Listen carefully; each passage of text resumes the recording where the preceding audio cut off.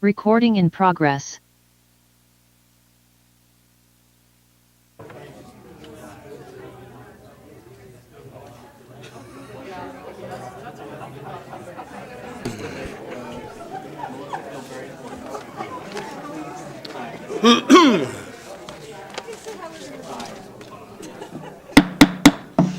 Good evening and welcome to the Federal Way City Council meeting for Tuesday, July 7th. Would you all please rise for the Pledge of Allegiance?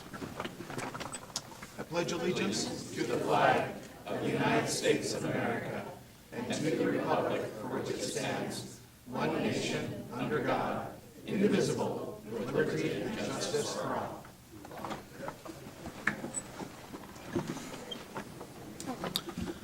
All right, Council President Honda, do you have a motion? Yes, I do. I move to add a new item to be considered immediately titled Ordinance Data Center Moratorium. Second. It's been a motion, a second. Is there any discussion on that item? We'll add the item and then we'll have the presentation. So do you want to speak to that? Or No, just- we can take a vote. Okay. So there's been a motion and a second to add that named item to the agenda. Is there any further discussion? All those in favor? Aye. Opposed? All right, the item's been added, and we'll take care of that now. Kent Van Alstine will present this item. Good evening, Mayor, Council President, and council members. Before you tonight, we have an ordinance regarding a moratorium on siting, creation, or expansion of data centers in the city of Federal Way.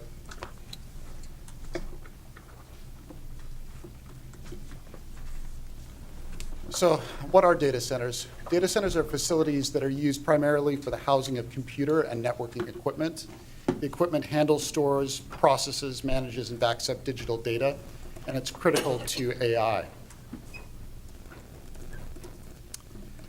So there's been quite a bit of recent proliferation of data centers in the United States generally, not just Washington, but across the United States. As people have become increasingly dependent on digital computing and storage capacity, as people query AI on a daily basis, the economic interest in developing data centers has also sharply increased. And as of March this year, there were over 3,000 data centers estimated to be currently operating in the U.S., with an estimated 1,500 either planned or under construction. And by estimates, by the year 2030, the number of data centers in the U.S. will have doubled over the current number. So there are many potential negative impacts of data centers.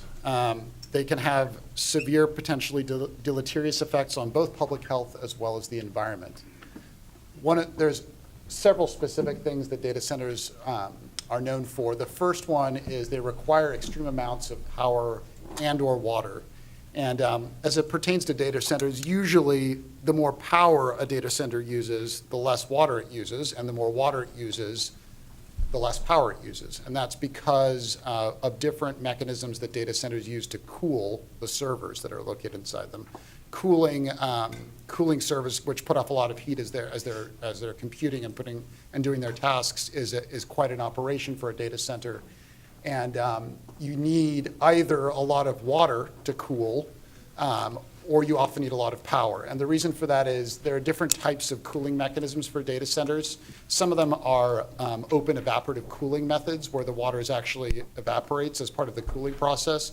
But others, particularly more modern data centers, have essentially self-contained cooling mechanisms, where the water internally circulates and doesn't evaporate out into the air.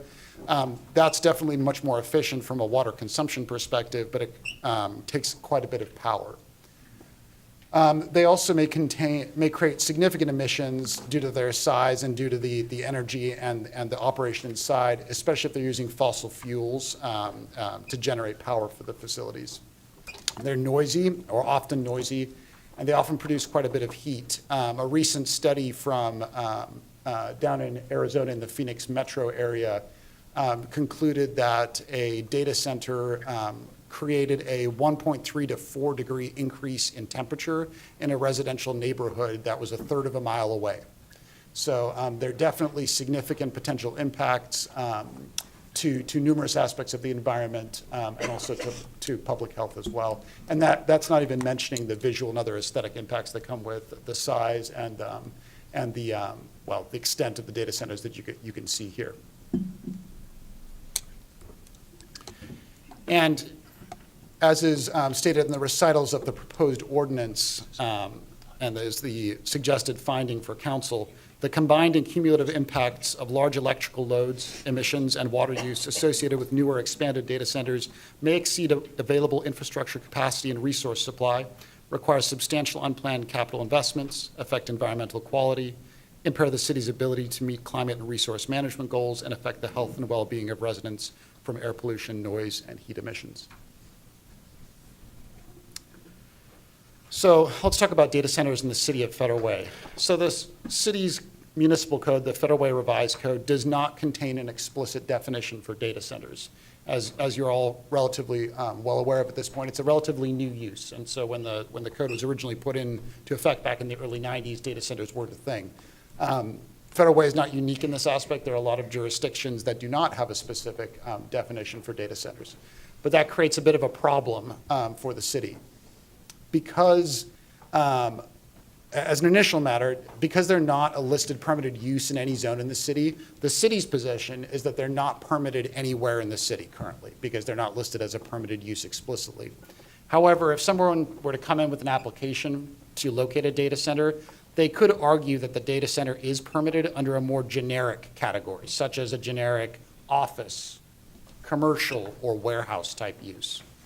And while the city does not believe that data centers fit in any of those more generic definitions in our municipal code, if a hearing examiner or a court disagreed with us on an appeal of such a decision and determined that we had to allow a data center under one of those more generic uses, we'd have almost no code-based ability to regulate the data center because we don't have a data center with associated regulations that apply to it, such as screening and setbacks and other mitigation for nuisance type impacts.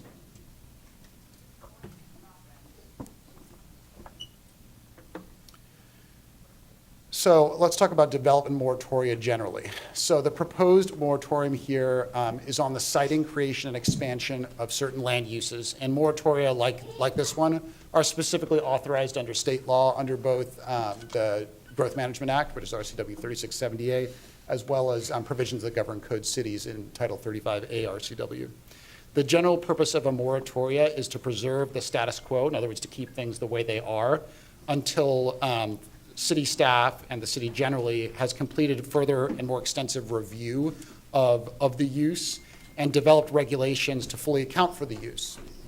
Moratoria have been recognized by the United States Supreme Court as essential tools for successful development regulation. That's the Tahoe Sierra case from 2002, quite a while ago now. I used to say recent when I talked about that case.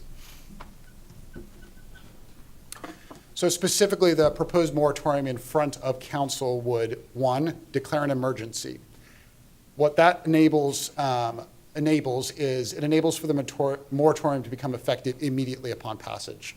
Normally, an ordinance passed by city council is effective either 5 or 30 days after it's been passed by city council and published in the newspaper.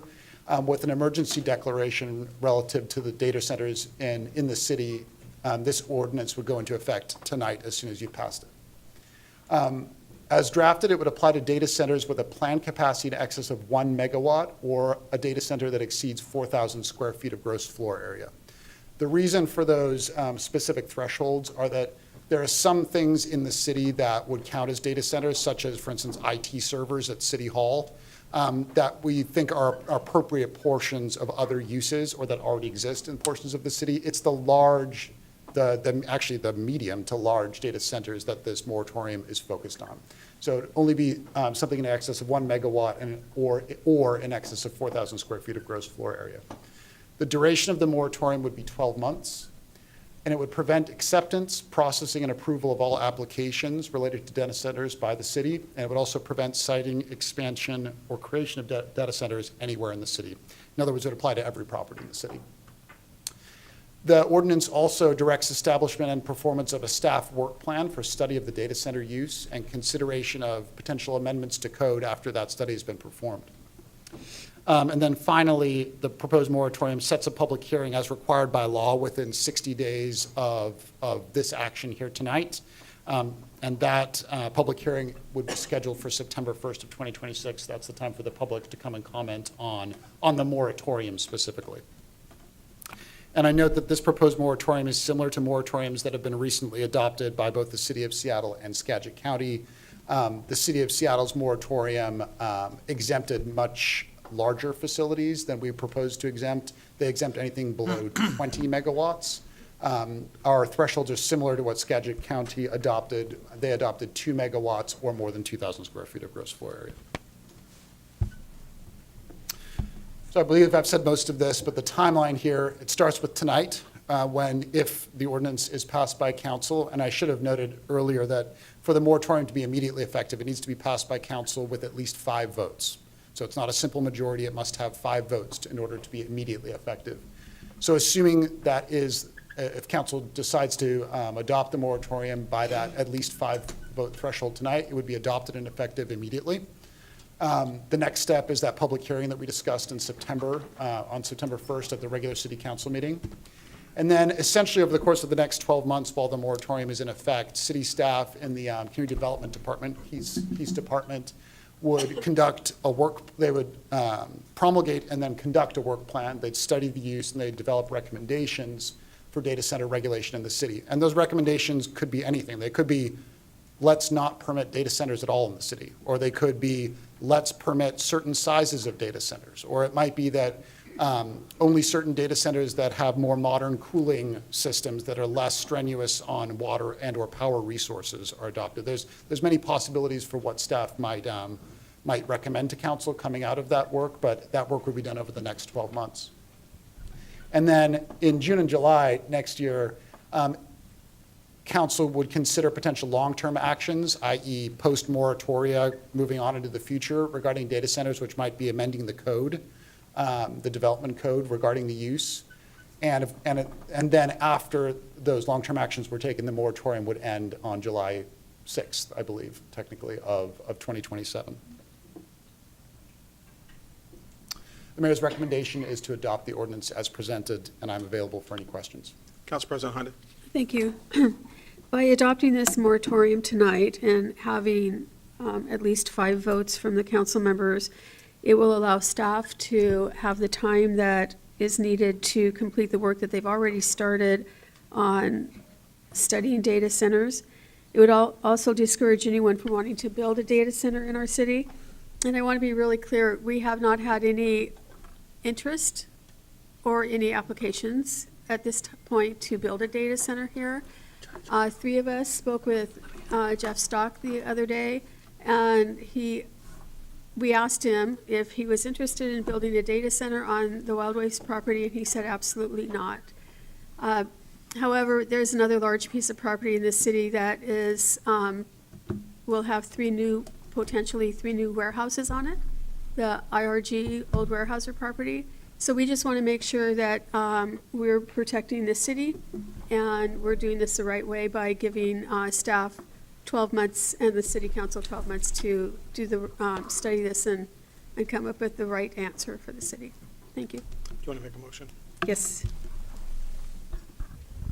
I move to suspend council rules to allow immediate passage of the proposed ordinance without a second reading. Second. Second. There's been a motion, a second. Is there anybody that would want to comment on that or any discussion on this? Councilmember Moore? No, I want to talk to Oh, very good. All right, yeah. go ahead. You wanna- about the moratorium. Yeah. Yeah. So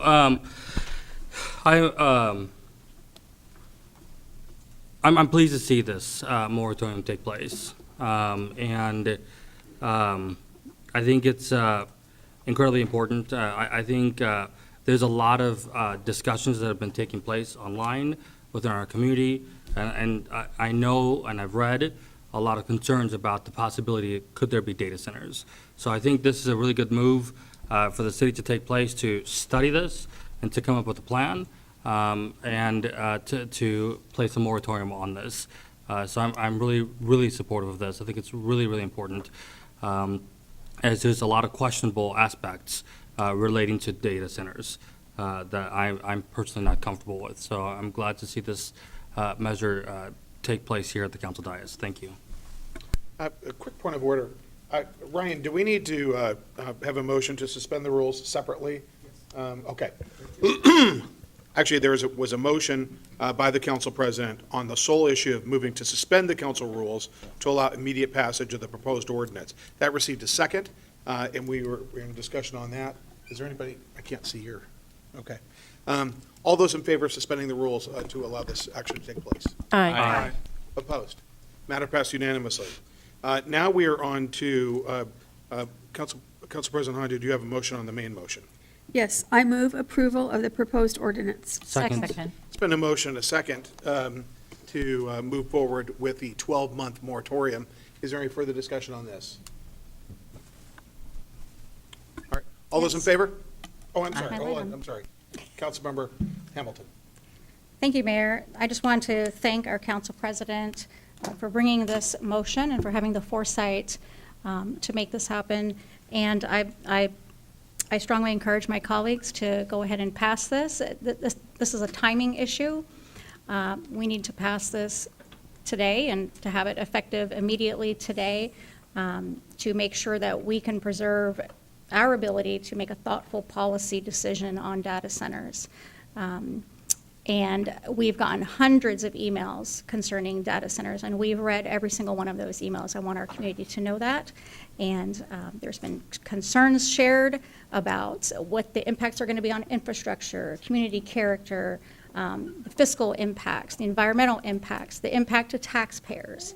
And I share all of those concerns, and I believe that a lot of us do share the same exact concerns as the community, and so that's why we're doing this. And I strongly urge support to go ahead and pass this, and a big thanks to Council President Honda for her foresight in this. Thank you, Mayor. Okay, there's been a motion, a second, a discussion. All those in favor? Aye. Aye. Opposed? Matter passed unanimously. Thank you. And therefore with immediate effect. Okay, now we're on to proclamations presentations. We've got Disability Pride Month proclamation for July 2026. Council President Honda and Councilmember Safadas. Yes. You want to start? Yeah, I just wanted to invite two people as we read the proclamation. One would be Stacia Irons from the Arc of King County, and she's the board president. And then also would like to give this proclamation to our Parks and Recreation Department for the Disability Inclusion Program at the Community Center, the Action Club. So with that, we'll start reading, and then when it's time, you can go up to receive it and say a few words. So thank you so much. Well, I get to start anyway.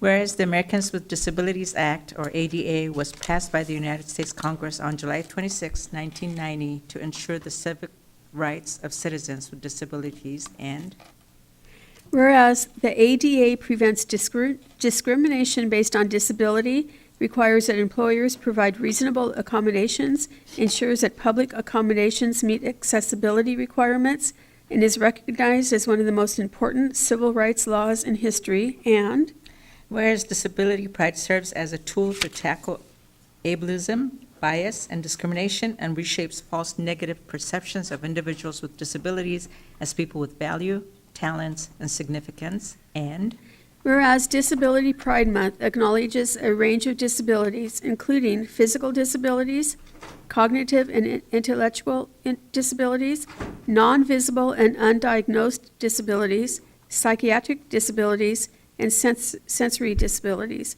as well as honor those who have died due to negligence, suicide, rebellion, illness, and whereas the 2026 theme is "The World Works Better with Us," drawing a clear line about inclusion, declaring that people with disabilities are included, respected, and supported in all communities. now therefore we, the undersigned mayor and city council members of the City of Federal Way, do hereby proclaim July 2026 is Disability Pride Month, and we encourage all residents to share in the responsibility of creating a community of inclusivity for all people, regardless of their ability level. Signed this 7th day of July 2026. And I would just like to add a little bit. I was injured in May of 1990, and walking became extremely difficult. In fact, I used to crawl in my house to vacuum because it just hurt too much to walk. And sometimes we all see people parking with a disability placard, and they get out and they walk just fine. We never know what their reason for having that is. And I can tell you, I didn't get a disability placard for probably 4 or 5 years until my husband finally said to the doctor one day, she won't ask, she just needs it. And for the first 4 years, I renewed it every 6 months until the people down at the licensing said, "Are you permanently disabled?" And I'm like, "I think so." And they said, "Well, you just get a permit for 5 years so we don't have to keep doing this every 6 months." And that was really hard for me. So when you see someone who is using a disability parking pass and they don't look disabled, you don't know what their issue is, but just know that if their physician signed for them to have that, they need it. Just felt that I needed to say that. Thank you. So Mayor, I'd also Stacia like, and Jessica, if you want to come forward. I'd like to Councilor say that our former municipal court judge, Judge Larson, is the one who started the Action Club at the community center. That's been very, very important for people with disabilities in our community. Would Jason? And Stacia, go ahead.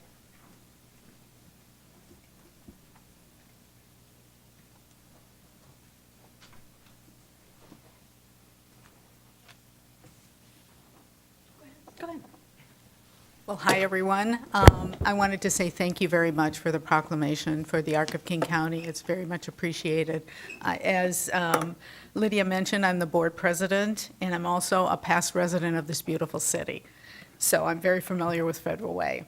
The Arc of King County is proud to be celebrating our 90th anniversary this year, promoting and protecting the rights of individuals with intellectual and developmental disabilities to live lives of their choice in this community. We are one of the few organizations that provides services from prenatal through the end-of-life care, centering people with disabilities in our work, and serve as a touch point for individuals and families throughout King County as they navigate their journey. The Arc of King County has been our lifeline in the community as a beacon of hope and experience for our family as we navigate this journey with our 28-year-old daughter. Our supported living program provides individualized needs and supports and residential support for program participants to live self-directed lives in the community of their choice. One of our participants, in fact, lives in Federal Way. We provide information and referral services as people navigate educational and medical systems, transition and beyond, through individual meetings, workshops, and trainings. Our advocacy team works to make sure that programs and policies work for people with IDD, educating and advocating at local, state, and federal levels. The ARC has been working very hard these past 10 years to begin to address the crisis of our time, which is housing for people with disabilities. We partnered with Mercy Housing Northwest and took the first step to provide affordable housing for people with IDD in the community at Connection Angle Lake, at the Angle Lake Transit Station in SeaTac. With our office on the ground floor, we finally have a permanent home and are able to serve the South King County a lot better. This project is the first of its kind to merge housing and support care needs of the IDD community in an inclusive transit-oriented location in King County. And it's not only the first of its kind in the state, but it's pretty much nationwide, which enhances access to other services, schools, and jobs, and provides space for our community to gather. As part of this, there are 26 units. 26 of the 130 units are set aside for perpetuity for people with disabilities, for families, and for individuals. These units are accessible and affordable to our stakeholders in a safe, welcoming environment. So thank you very much for this proclamation. Just on behalf of the city's Parks and Recreation Inclusion Program, I am biased, but we have had numerous members of the community and other communities come to this board and recognize how wonderful our inclusion program is. And actually, at this weekend's Red, White, and Blues program, I had an opportunity to talk to a fine resident who did nothing but brag about our inclusion program. And so we're grateful for this proclamation.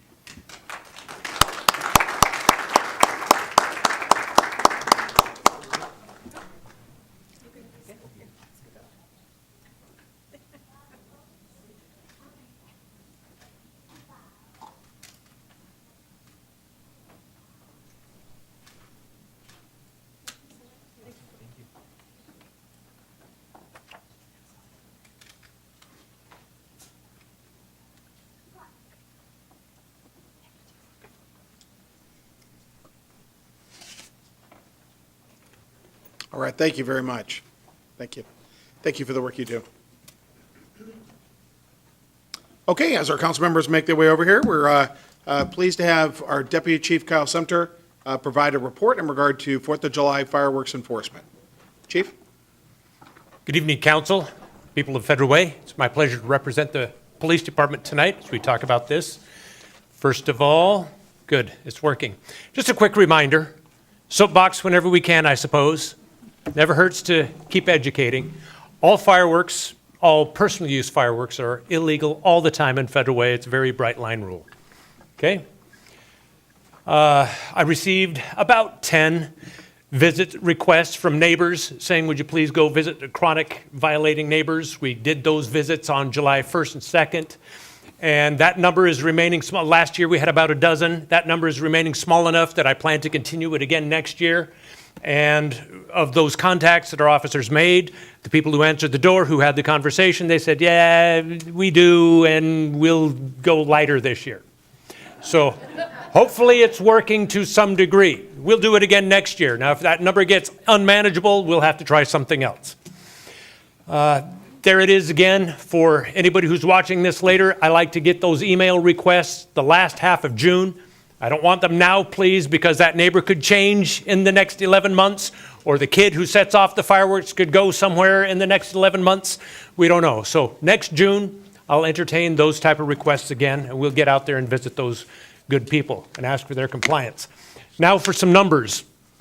This is very early in the numbering season for us. 4th of July was just a couple of days ago, and so these are preliminary and subject to change. But for now, we had 129 fireworks complaints called into the dispatch center, and that number is from our dispatch center, Valleycom. We counted the numbers this morning, and it looks like it could be 133, but anyway, it's in that ballpark. And I'll just show you by comparison, the peak of that was during the COVID years, and you can see up to 270 on the main summer of COVID. People needed to get out and blow off some steam there, and you can see we're half of that now. Of the week there, we did 12 enforcements. That includes seizure of fireworks and that sort of thing, citations, referrals to juvenile, and so forth. Total calls that day to the police department, total calls for service were 225. That's obviously more than average. Not much more than average, though. Our average calls for service during the month of June was 208, so it's not much more than average. And 201 through the month of May. And then to the fire department. South King Fire reported that they had 50 calls for service in the city limits of Federal Way. That's out of 82 in their entire service area. In the city of Federal Way, of those 50 calls for service, there were no injuries and no fires attributed to fireworks this year. That is surprising. In fact, according to South King Fire, of their 82 calls for service in their entire service area, they had no injuries reported to them from fireworks, and they had 2 fires attributable to fireworks, one in Des Moines, one in Algona. There is a summary of public safety. Now, that doesn't mean that there were no injuries, because this is public safety. I didn't contact the urgent care, the hospital, and so forth and ask what their numbers were, because certainly when a child steps on a sparkler, if the burn is bad enough, somebody's going to just load the child up and take them generally on their own. So there are injuries that occur without involving the fire department. There's our presentation. All right. Council, any questions? Council President? Thank you. Thank you for the report. Certainly. Did you give any citations out? Yes, we did. It was on those 12 enforcements there. The 12? Yeah. Okay, thank you. Those are $615 each, plus the fireworks that we seize. All right. Mayor, I have a Okay, question. thank you. Yes, actually, Councilmember Stephen Dawson? Yeah, do you know how many people showed up for the fireworks, or estimate? How many people showed up at the celebration for our fireworks show? Any estimate on that from the Parks Department? I don't have good numbers on that. Now, it did appear that it was larger than I had seen in previous years. And it's usually 8 to 10, 10. 12,000? Yeah. Yeah, So I in the think we were in that 10,000 zone. range is our norm. Okay, any other questions? Okay, thank you, Chief. My pleasure. All right. Okay, now we are on to the mayor's emerging issues and report. So we start off, that was taken, the picture of the council members and some of the artists. We had a great Kickin' It Federal Way World Cup events. As you could see there, the USA was playing, and that's a picture. The lower picture is a picture of a crowd watching the USA team play on that Friday. It was absolutely fantastic. Great job to our parks people and the Performing Arts and Event Center and all the folks that made Kickin' It Federal Way a tremendous success. We also have the council there, and that was taken Friday night as well. It was actually just a great event all year round. I mean, all the way around. And I appreciate all the effort that went into that. Okay, next. Okay, then we had on June 17th, our King County Councilman Pete Von Reichbauer had his monthly Good Eggs breakfast at Emerald Downs. We had the insurance commissioner for the state of Washington, Patty Kurterer, give a great presentation about things that are going on at the state with regard to insurance coverage and different issues. And those folks in the crowd represent the elected officials from South King County that our good council member invites for these meetings. Also, below that, we had on June 18th, the very next day, we had the Juneteenth celebration at City Hall. Councilmember Les Sessoms was giving the keynote. He did a great job, Councilmember. Thank you very much for your insightful and inspiring words. And we had a good turnout for that, and it was just a beautiful day and just a great celebration honoring Juneteenth. Okay, next. Okay, and then we had on June 23rd to 26th, I believe 6 members of the City Council and myself attended the Association of Washington Cities annual conference in Spokane, Washington. It was actually, I was actually one of the presenters at one of the breakout sessions, and it was just a great conference to learn from our fellow cities and their folks. We also were recognizing one of their Youth Commission Chair, Claire Kim, who received an AWC Scholarship Award, and both myself and Council President Honda introduced her to the luncheon along with two other deserving scholarship recipients that just tremendous accomplishments. And we're so fortunate to have Claire Kim, who served our Youth Commission and now is off to Stanford this coming school year, and she's going to do great things. Also, on June 27th, we had the Repair Cafe at South King Tool Library. That's Amanda Miller and myself, and that's one of the really great things that we have in our community. And I always like to go back there, and they've got a couple of really cool people that are helping sort of either stitch things back together or sew things back together or whatever it is. It was a really a great event, and Amanda Miller at the Tool Library does a lot in this community. Next. On June 27th as well, we had the Federal Way Amateur Radio Club Field Day. Now, you hear about a radio club, and you wouldn't think much of it. Everybody's familiar with Lakota Field, where they have right there where they have the track and the baseball fields and the football fields. But the Amateur Radio Club Field Day is literally part of our emergency network. If the systems went down in this region or in the country, or it's the individuals on that radio that would be communicating with nearby cities across the country, cities maybe around the world. It's actually they set up their antennas, and it really is a form of redundancy in case there's a national emergency in which the grid goes down, and we owe them a great deal of thanks for the work that they do. I'd say when Bill and I were there, what do you think, about 25, 30 people? They had Starlink set up. They had a number of other systems, and he was showing me, the individual there was showing me they were in communication with a location in Utah, and they were talking about how it kind of bounces off our environment, and we're able to talk to people on the other side of the country, and sometimes on the other side of the world. And it is very, very helpful to know that we've got that connectivity. And they could set up anywhere. They set up at that location because it's convenient. The school district allowed them to do so.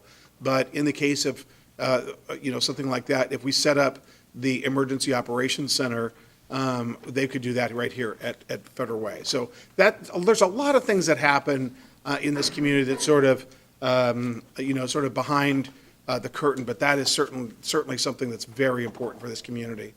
On July 1st, we had the Chamber of Commerce luncheon, and our state to hear from another statewide official.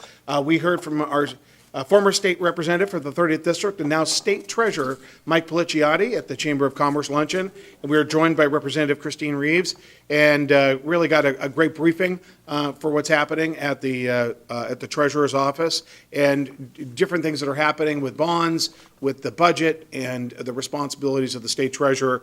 It was great to hear from I was going to say Mike, but our state treasurer, and he gave a great presentation. Also, on the night of on June 27th, in Town Square Park, we actually had Zootopia. Actually, I sat right next to Councilmember Moore and his kids, and I was able to convince my son to show up. And Zootopia 2 was a great movie. Great thanks to the Parks Department, provided free popcorn. And you really do forget all this. The screen is massive, and sometimes you can kind of lose yourself and forget you're in a park. And there were how many people you think were there, or actually, what kind of report you get? I heard it was in the range of about 250 to 300. Yeah, and a lot of them kids. It was really great. It was really just a really nice event. Thank you very much. Please pass on the thanks. Okay, next. Then, July 4th. July 4th was a busy day for this community, for the council. We started off at the community center for the 16th annual running of Miles for Mesothelioma. You see our council president, Councilmember Hamilton, Councilmember Kochmar, and I thought the attendance for this was really high. Diane, the woman who started this, there were 3 or 4 individuals. Was it 4 originally or 3? I think it was 3. There were 3 widows in Federal Way that lost their husbands to mesothelioma. They started this and this annual run, and they have raised over $180,000 in our community. And there were a lot of people there that were ready, a lot of kids, a lot of family members. And I promised them next year I'm bringing my shoes and I'm getting in. I mean, there's a walking section, right? But anyway, I'm doing it. Hold me to it, you guys. All right, then we had the North Lake Improvement Club Parade. That's over there by North Lake, obviously. This was, I think, the 70th plus. They've been doing this since the 1950s, right off of that main drag in North Lake. And special thanks to Collision One, who allowed me the use of their Corvette. It was very cool. Councilmember Hamilton rode with me, and Council President Honda was there, and it was just a very great event. Really, one of the great community events that we have in our city, and it's always great to see our friends there every 4th of July. Then we had the big event, the Red, White, and Blues, the biggest event we do every year. John Hutton, our former Parks Director, used to ballpark it at about 20,000 people. I can tell you that what we ballparked, the event started about 4. Of course, I set up my chairs to look at the fireworks by about 12:30. And but everybody got all set up. The corn dog people were there, thank God. And it was a long day. And so anyway, I could tell you that it was absolutely fantastic. And by 4:30, the parking lot was filled. And so I think we're pretty close. I don't want to, we don't really have any sort of any way to estimate it, but we had quite a lot of people there. And in fact, actually, once it got toward that time, and I think the temperature dropped like 25 degrees, like pretty quickly. And so tremendous fireworks. And it was just a lot of fun. You could see the council members join me on stage, and we introduced them. And we also had our Lake Haven Commissioner, Juan Juarez Ramos, join us on stage. He was just happened to be with, I think he was walking up with you, I think. And he jumped on the stage, and we introduced him as well. And by this time, where the music was going, it was just a great event. Okay, next. Okay, upcoming community events. We've got the Summer Chalk Art Festival at the Performing Arts and Event Center. That's this coming up July. Do we have a time for that? I believe it's 10 o'clock. Okay, time to put my glasses on. 10 a.m., that's always a great event, and come on out. Then, something I'm interested in, pressure washing workshop at South King Tool Library. Again, that's July 11th, and that's from essentially 1 to 2:30. And the focus on that isn't just telling telling people how to do your pressure washing. It's about, if you're going to use chemicals, what to do, how to do it. There's certain real do's and don'ts. But there's got to be an easier way than doing it than the way I normally do it. But which is kind of an all-day affair. But if you're into pressure washing, which is a lot of fun, come on down, figure out the right way to do it if you're going to use any chemicals at all. Then we've got the Mending Fair at the Federal Way Library on July 19th. So that's good, and that's from 1 to 5. That's Sunday, July 19th, 1 to 5 for the Mending Fair. Then more upcoming events.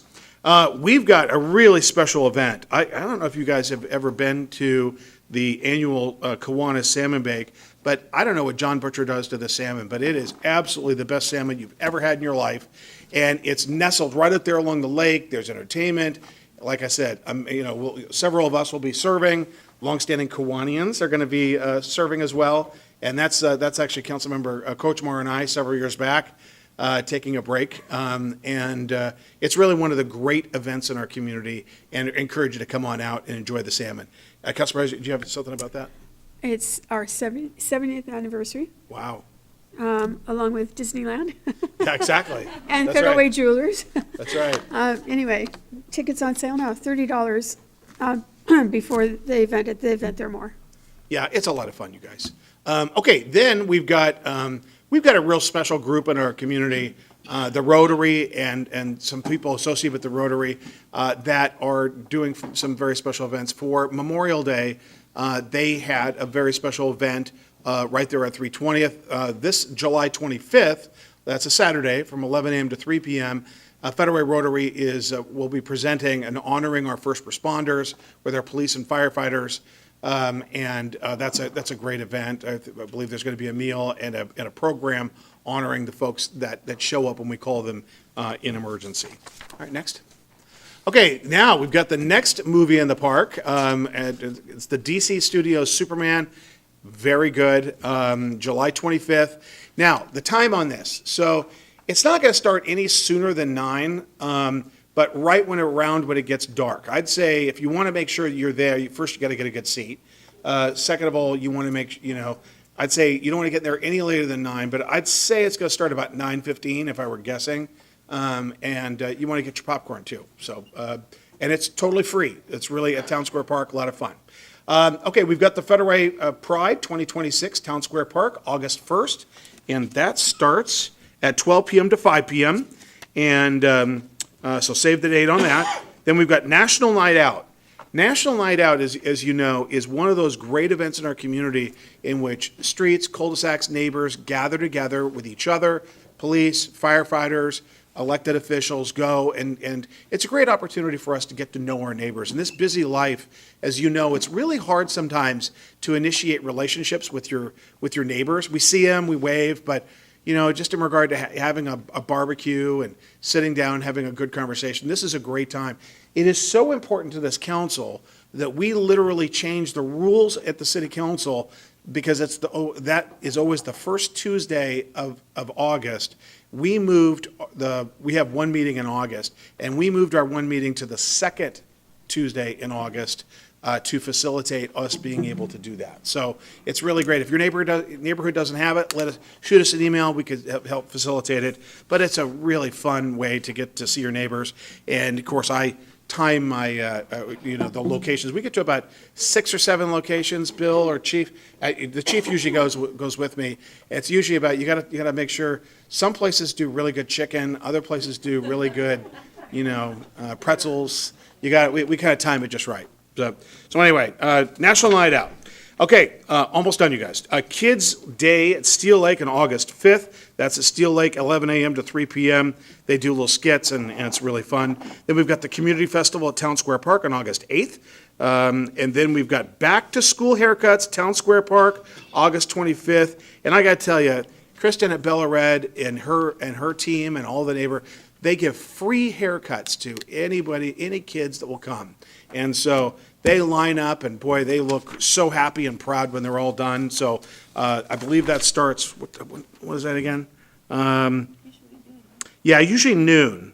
Yeah, it'll start at Town Square Park about noon on August 25th. All right, and it's ages 5 to 18. So if you're 50s, in your 50s, maybe it's not. Unless you're at school. Exactly, unless you're at school, exactly. All right, that's my report. A lot going on. Let's see here. All right, now it's time for the Wild Waves Concomitant Agreement Summary by Brian Davis, the City Administrator. As we have discussed, we have received hundreds of comments about what is going on at Wild Waves, what the agreement is, what the status of it is, what can we do. I thought it was really important that Brian Davis, our city administrator, outline what are the parameters here that we're talking about. What is the deal, and what's the current status? Now, you saw obviously what we did today, which was do a moratorium on data centers, but Brian's here for the rest. Okay, Brian? thank you, Mayor, Council, good to see you tonight. Concomitant is a fancy word, and there's various concomitant agreements with specific properties throughout the city, and that is basically a way for the city to zone a specific property that is unique to the rest of the city. When we talk about general zoning, we say, well, this property is residential or this property is commercial.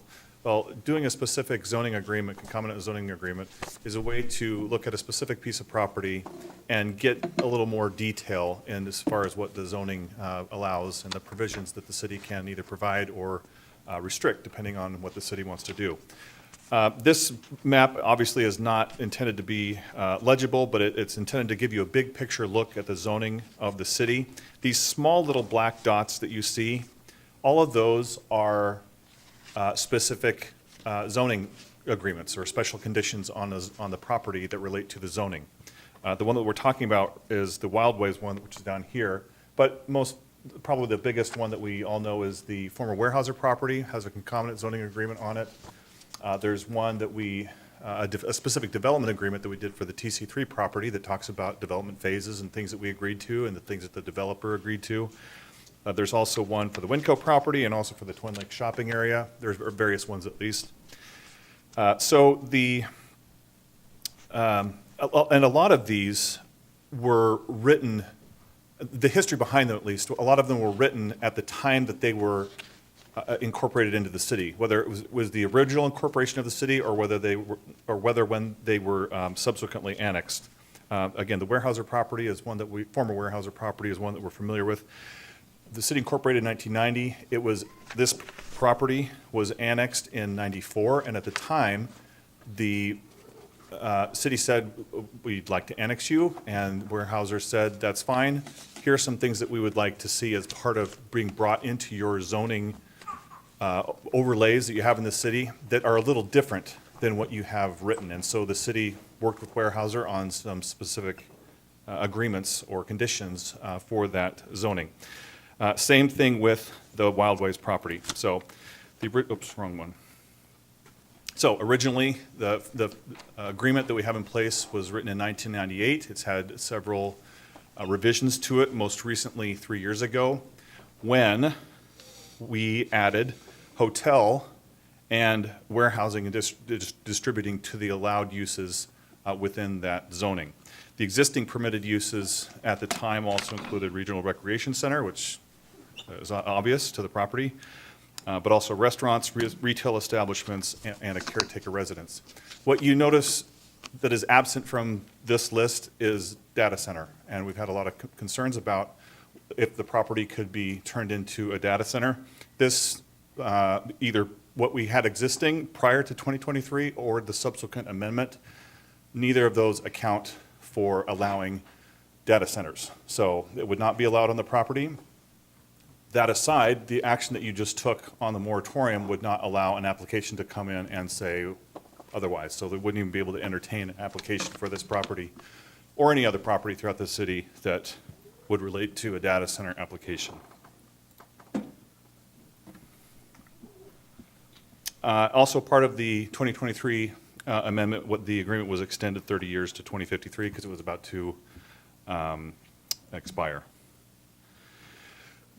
Councilmember Hamilton mentioned that and the mayor mentioned that we had received a lot of emails. And if I could, I don't want to generalize too much, but the central theme around the emails are, we don't want wild waves to go away, which I think we would all love wild waves to stay.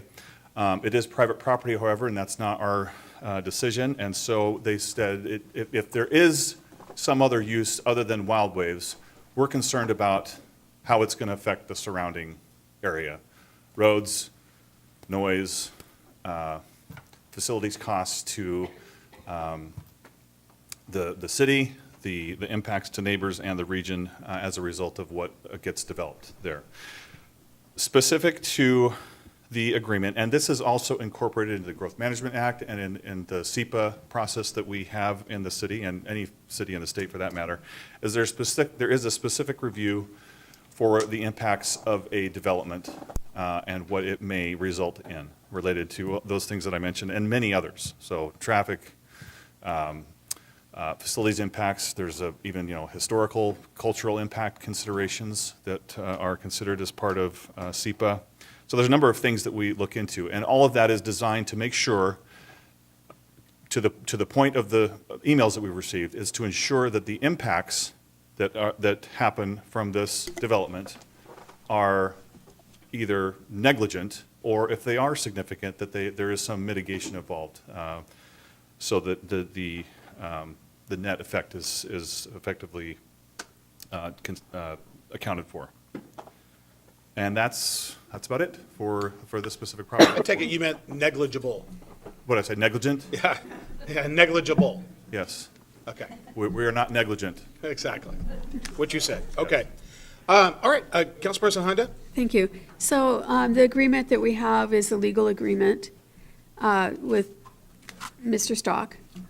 And can you explain what happened in the city of Cle Elum when their new council decided not to follow the concomitant agreement they had with the developer there?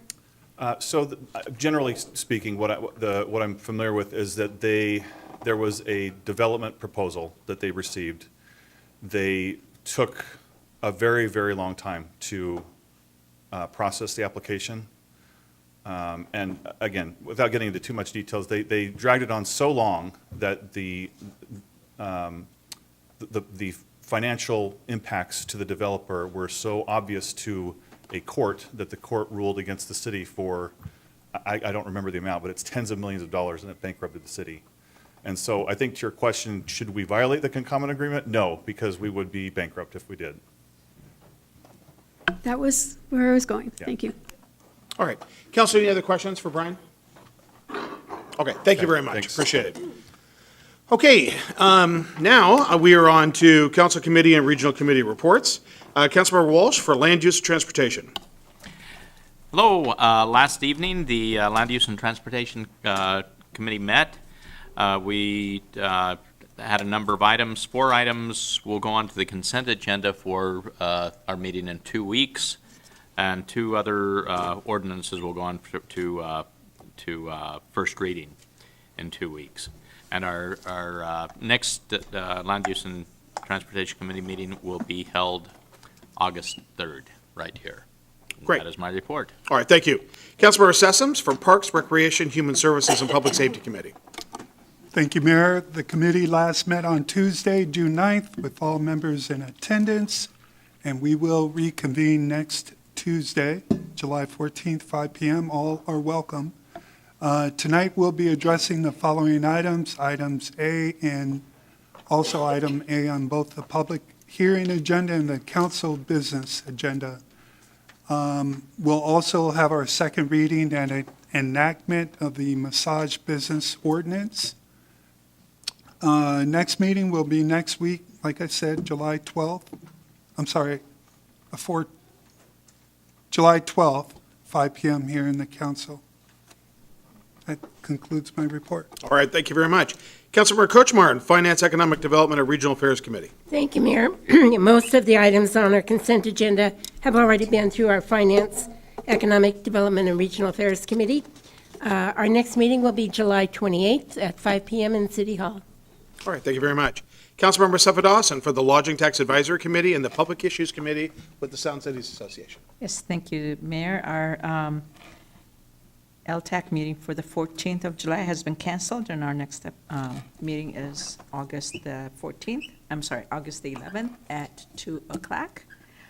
And with Sound Cities, we have a meeting tomorrow night in Kirkland, in person. Yeah, so there isn't much to report on from Okay, there. great. Thank you very much. Okay, now with Council President report. Council President Honda. Thank you. I want to talk a little bit about the Association of Washington Cities Conference that most of us attended last week or the week before. There were several sessions. We're all going to have the ability at our next council meeting to talk about whatever you'd like to talk about at the conference. But I just want to highlight that we had the amazing opportunity to honor Claire Kim. This was the first year that, as a city, we participated in the scholarship contest, and we had a number of very, very amazing students apply, and Claire was chosen to represent the city, and she was one of 4 students throughout the state that was chosen to get a scholarship from Association of Washington Cities. Her whole family came to Spokane.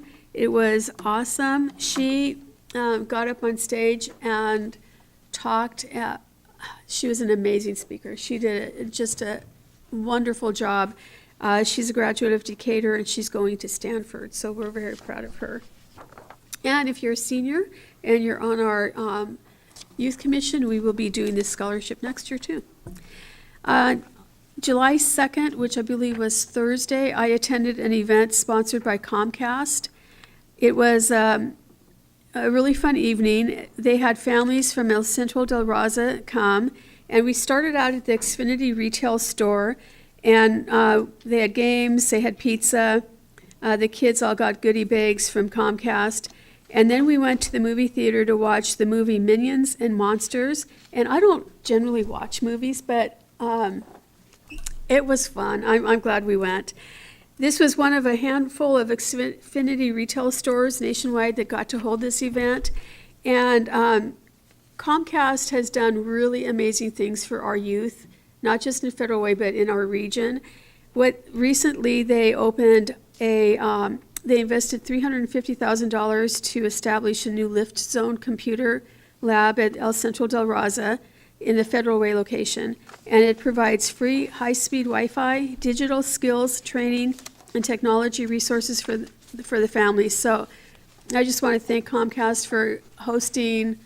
It was a bus full of family members, because they came on a bus, and then they were taken to the theater.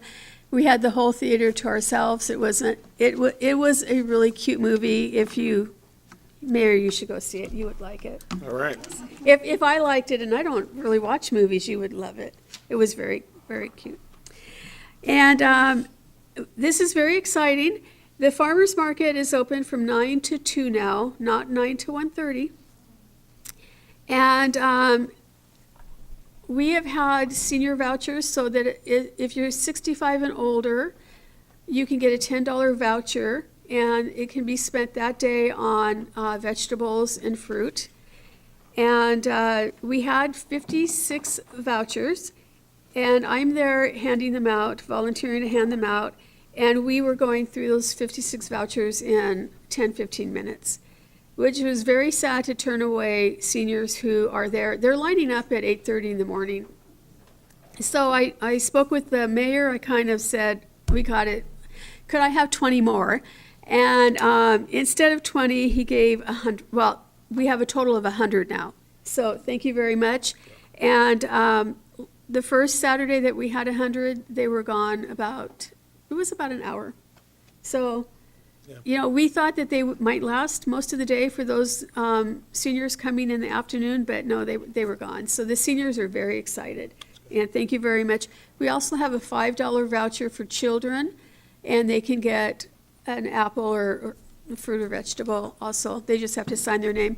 We don't ask for any ID. All we ask is that you sign your name and that you indicate you're 65 or older. And we don't share your age with anybody. So But anyway, that's at the farmer's market, and we hope to see you all there Saturday. Thank you. Very good. Okay, thank you very much. Okay, now, the most important part of the meeting, to hear from the folks that we work for, you, and also the folks that will be testifying via Zoom or providing public comment.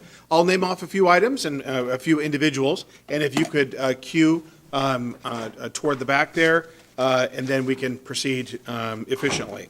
We've got Tom Bristol, Brian Dixon, Ania Rocco, Gerald Verbitsky, Allison Fine, Jeffrey Tancredi, Jen Chan, Robin Blake, Trevon Parrish. Then why don't we stop there, and then when we get after Mr. Parrish, then we'll go from there. All right. Tom, I understand that you're speaking here on behalf of the Arts Commission? That's correct. Okay, so we should give him a full 5 minutes, please. Tom, the floor is yours. Great.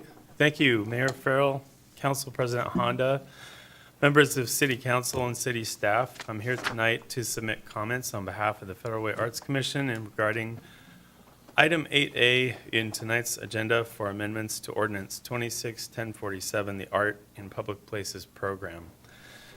Thank you to the members of city staff at the Parks and Recreation Department and the clerk's office. They fielded a number of emails and questions to assist with a special meeting this afternoon, despite an incredibly full holiday weekend.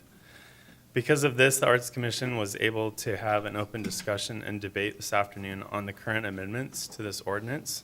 It's been the topic of several past meetings since I began on the commission last year. Currently, there is mixed approval and disapproval from the Arts Commission for the amendments. While many of us attended the FEDRAC committee meetings and provided public comment, there's since been additional input, questions, and feedback for your consideration. These considerations have been emailed to the council, so they're on the record for you to review. Here's the 6 items we'd like to share. Number 1, the commission fully supports the $350,000 threshold for qualifying projects. We feel this is a good faith gesture from City Council. It seems clear it will save a great deal of administrative and staff time to filter out projects below that threshold. Number 2, we'd like to request consistency in the language, no less than 2% for the Arts Fund in each instance of the ordinance. Number 3, we completely understand that maintenance and repair projects are not included. However, we would like to request that qualifying renovation or remodeling projects that are over $350,000 be included along with net new capital improvement projects. Number 4, the commission is currently split on terms of the project art selection teams. All commissioners agree with there being at least 2 of us as part of a project selection team, or defaulting to the commission if no selection team is established. However, some questions still remain. Should the selection teams be limited to Federal Way residents or taxpayers only? Should city maintenance employees be included or not? Should city staff be included as technical advisors or not? Number 5, will there be a specific Arts and Public Places Fund or accounting category that the commission can follow in the city's budget? This is already written into the current ordinance 94-217. There seems to be unclear or mixed opinions on this from commissioners and city staff, and so we just would like to clear that up. And finally, number 6, the commission would like to be better informed by city staff of any forecasted or intended improvement projects opportunities in the future in order to better anticipate commission involvement. Based on today's conversations, commitments have been made to this effect. We intend to have 2 annual check-ins on this forecast and add to our work plan for 2027. All that aside, we really appreciate each of you hearing these recommendations. Thank you again to Jason Gerwin and Ryan Call for the time and effort here to make things easier for everyone involved. Happy to answer any questions. Thank you. All right, thank you very much. Okay, Brian Dixon.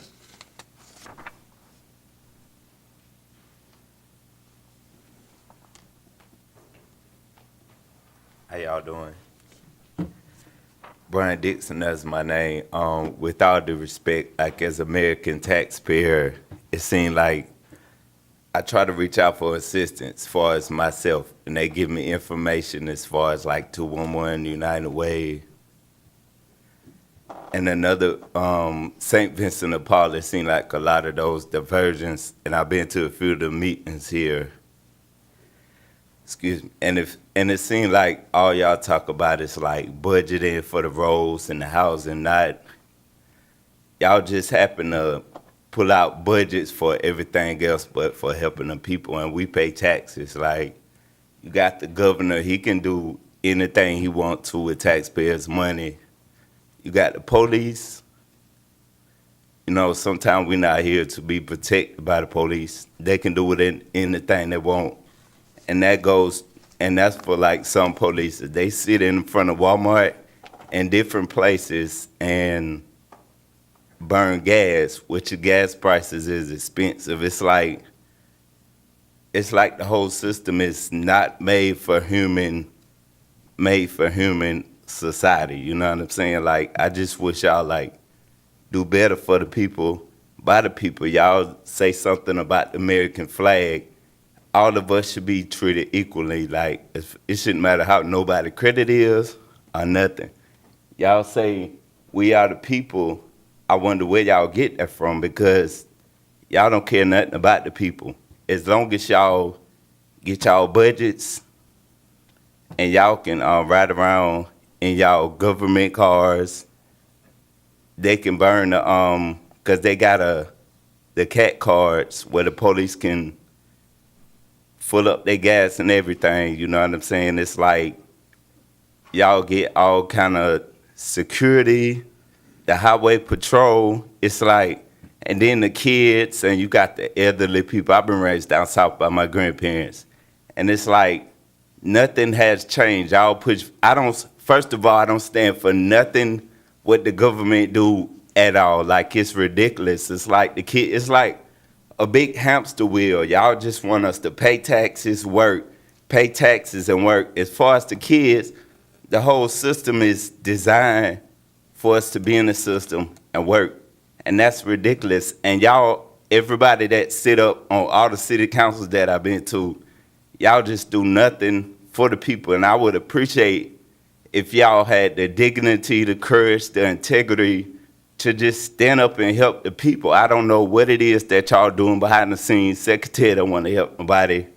Nobody don't want to help. I just appreciate if y'all just help the American people. That's it. And give people more than 3 minutes to talk, to speak, unlike y'all let people talk about budgets and doing this and doing that. It's like y'all have no respect for the people. I know places like Black Rock, Vanguard, State Street, Okay, that's it. and stuff like that is running it, but just have a little more respect and dignity, and don't teach our kids to do the same thing, go through the system like that, because the system is Brian, broken. we have 3 minutes. Thank you very much. It's fine, I know, Thank you. Brian, and that's Thank you, it. sir. I appreciate it. Just Thank you, sir. Just do better by the people. That's it. Yes, sir. Evernia Rocco?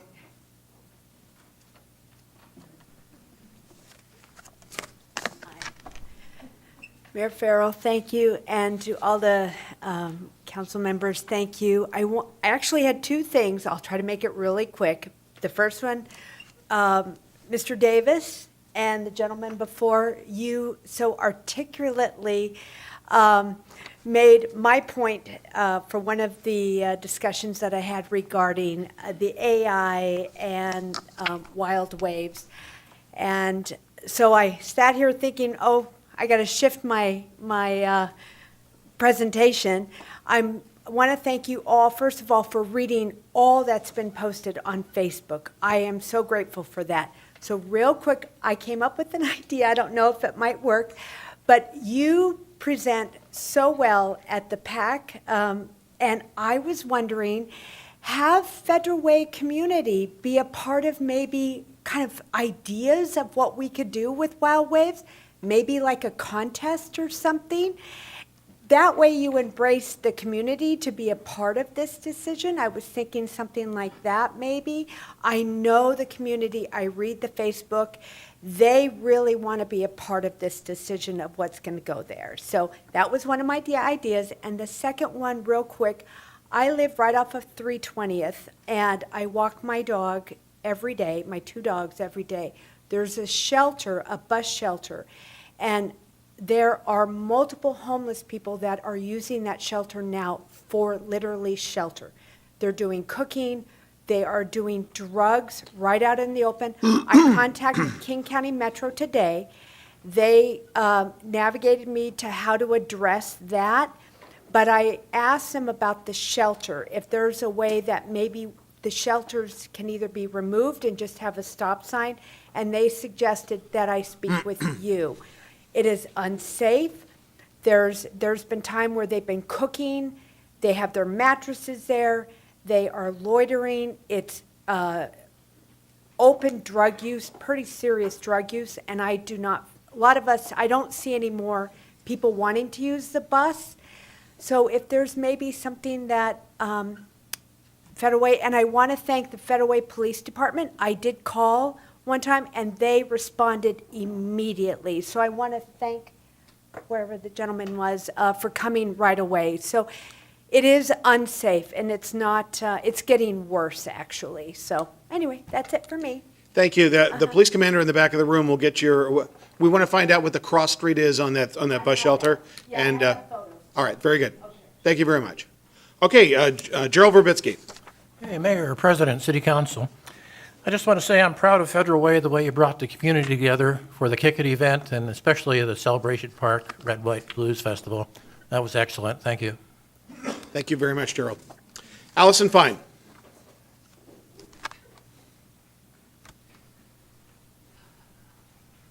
Hey, friends. Lots of things to talk about. I was going to make sure that you are all invited to Federal Way Pride. Thank you for including that in the upcoming events. I expect to see you all there. I do want to say 2 weeks ago, the flag policy, I don't think it came in here perfectly from the Parks and Rec Commission at all. I don't think that just including 2 flags was appropriate. I think there was a long discussion and amendments made to sort of be as inclusive as possible. And it is incredibly disappointing how exclusive some of the council members continue to be from this dais. I'm also concerned that there's a economic development director that is set to be appointed that has been problematic both in this city and in other cities recently. And I would urge you to hesitate before you make this appointment tonight and potentially look at other options and maybe widen the scope of people to potentially interview. But the flip side of that is I will say I anticipate that we have a new parks director, and I'm very excited about that because the inclusion program is the best program that this city offers. I will also say I do think that 4th of July is the best of Federal Way. I think that coming together in the level of diversity and the fun and the excitement of that day is amazing, and it's one of the things that makes me very proud about being part of the city. However, there was a situation, I was there, I was representing a booth, a political party booth, and I went to go take a picture of the back of our booth, and there was taped to it a sign that said, "Irish need not apply to fly a flag in Federal Way." And the last time we saw that sign was when someone here, a citizen here, from this particular podium, held that up at the end of their council comments, or their citizen comments 2 weeks ago. And that person was also on a city commission.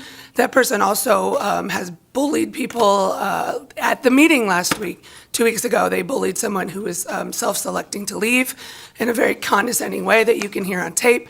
And I just think that we need to investigate what happened and why that sign was put onto a political booth that had nothing to do with that person, how that ended up there. Do we think that that person is representative of our community anymore, and whether they deserve to be on a commission? I hope you have a good night. All right, thanks, Allison. Jeffrey Tancredi.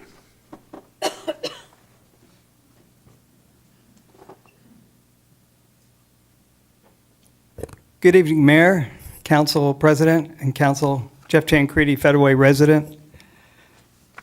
About 3 years ago, a man came in to this chamber and he spoke at public comment. I was standing in the back there against that wall, that window. And he came up here and he said, I'm trying to help young kids find their father.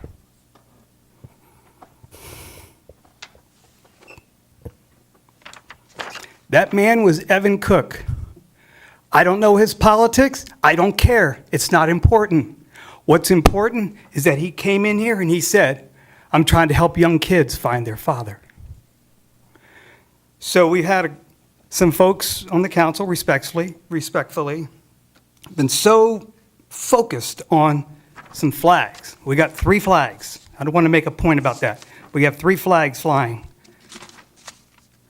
Could I ask you to change your focus a little bit? Some of you were demonizing federal law enforcement. Some of you are obsessed with additional flags. I recommend you contact Evan Cook. Again, I don't know his politics, but he's a good man. He's a mentor. He's a coach. He's a father. And if you read his LinkedIn page, he's completely immersed in the community for the youth. How many kids in Federal Way don't have a relationship with their father? I wonder. I don't know. I can tell you my father, without my father in my life, I don't know where the hell I would be. That was a powerful statement. I stood back there, that was about 3 years ago. Now, I met Evan Cook about 4 years ago because when Erica Norton got elected to the city council, and I'm proud that I doorbelled for her, she arranged a meeting at the community center and at there was another location where she had meetings, and she's trying to bring groups together. Stand Up Federal Way, the Black Collective, she's trying to bridge the gap. That's how I met Evan Cook. But that was very powerful. It spoke to me, and I told him months later at the Performing Arts and Event Center, I said that was a powerful thing. So Evan Cook is a good man because he was trying to help young kids find their father. So maybe a couple of you on the council that have been so focused on other things, why don't you reach out to Evan Cook and ask him, hey, how can I help you with these young kids to link up so they can meet their father? Tonight I salute Evan Cook. God bless America. Thank you, Jeffrey.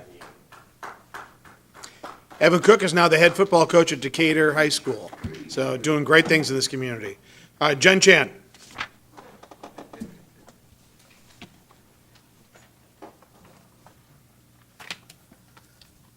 Good evening, Mayor, Council President, Council members. Thank you again for adding Section 12.65120, limited exemption for massage businesses, and for making related changes to Section 12.65070, internal warning systems, 12.65100 in regards to cash transactions, and 12.65110 in regards to locked doors. I respectfully request that the exemption process be available before the ordinance's effective date. This includes educating the massage community about the process and making the application available in advance, rather than waiting for 1 to 2 months after the ordinance takes effect for the process to be finalized. Businesses deserve a fair chance to understand the rules and comply from the beginning. As you may know, I've been a massage therapist for almost 19 years. During that time, I've repeatedly received inappropriate requests from individuals I would describe as hobbyists, trolls, or johns, asking for more than professional massage. I consider those requests sexual solicitations directed at me. After so many years of this, I can often tell whether someone is legitimate simply by the way they first contact me and the words they choose. That is a burden no therapist should have to carry just to feel safe doing their job. When I joined a Federal Way referral business group, my marketing team added a website feature that allowed people to text me questions directly. Instead of generating requests, I would often receive daily messages from strangers asking for more than massage, sometimes as many as 5 in a single day. It was exhausting, violating, and deeply discouraging. Because of that experience, I developed a careful screening process to protect myself and to vet potential clients before agreeing to see them. It is not perfect. My last John was 6 years ago when I went into his house. I take my profession seriously. I care about client safety, my own safety, and the integrity of licensed massage therapy. I also understand that asking for more than a massage may raise legal concerns. From my perspective of many in the massage community, however, enforcement has been inconsistent and too often invisible.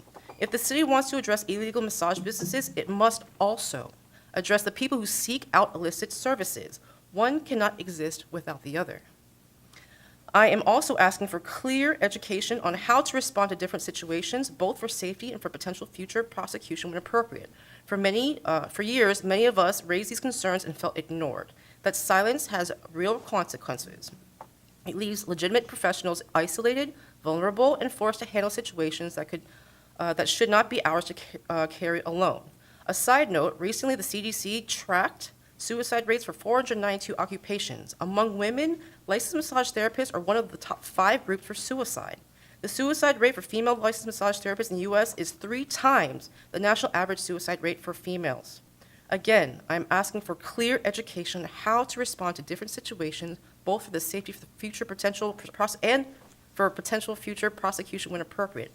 Thank you for your consideration and for taking the concerns of massage professionals seriously. Thank you. Robin Blake.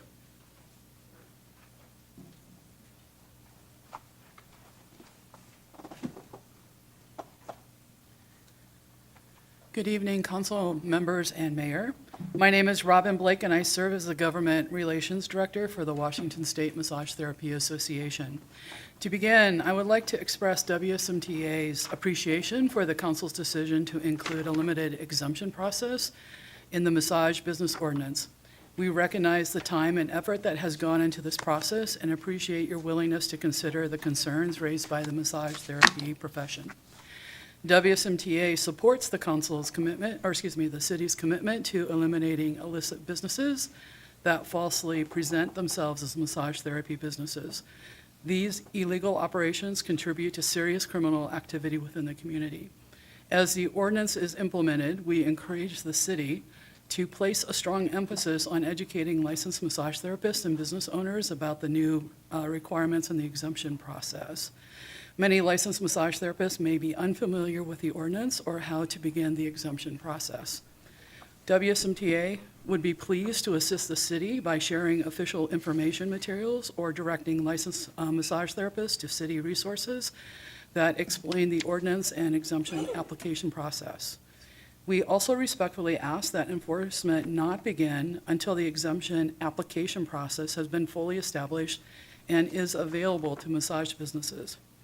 We'd also like to bring attention to an issue that many licensed massage therapists in Federal Way are already encountering, as Jen just described. Many licensed massage therapists who work in your community experience what we refer to as trolling. Individuals contacting licensed massage therapists seeking sexual services. To be frank, this happens all the time, everywhere, not just here in Federal Way. These encounters are upsetting, disruptive, sometimes dangerous, and can leave therapists feeling vulnerable while simply trying to operate their healthcare practice. Based on what has occurred in other communities following enforcement actions, WSMTA expects these incidents will become more frequent as illicit businesses close and those looking or seeking sexual services begin contacting licensed massage therapists looking for a new outlet for their sex need. Because of this, we encourage the city and the Federal Way Police Department to establish a clear reporting and assistance process for licensed massage therapists. Having a designated point of contact, guidance on when incidents should be reported, and resources to help therapists respond to harassment or safety concerns would provide valuable support. Thank you for your time, for listening to the concerns in the massage therapy profession throughout the process, and for your continued commitment to addressing illicit massage business in Federal Way. We sincerely wish everyone involved in these enforcement activities success and, above all, safety. Thank you. Thank you. Trevon Parrish. Or it's Trevion, sorry. Trevion Parrish.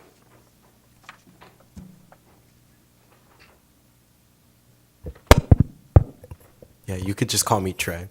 Hello, my name is Trayvon Parrish, or just Trey for short. I live right on the boundary between Tacoma and Federal Way, and I was just wondering if whether or not, like, the city of Federal Way, in order to learn more about the processes, the departments, and just what the city of Federal Way does, if it could potentially people in this room or maybe council can point me towards like resources about, the different departments and just generally like how more youth can get involved in the politics of the city of Federal Way.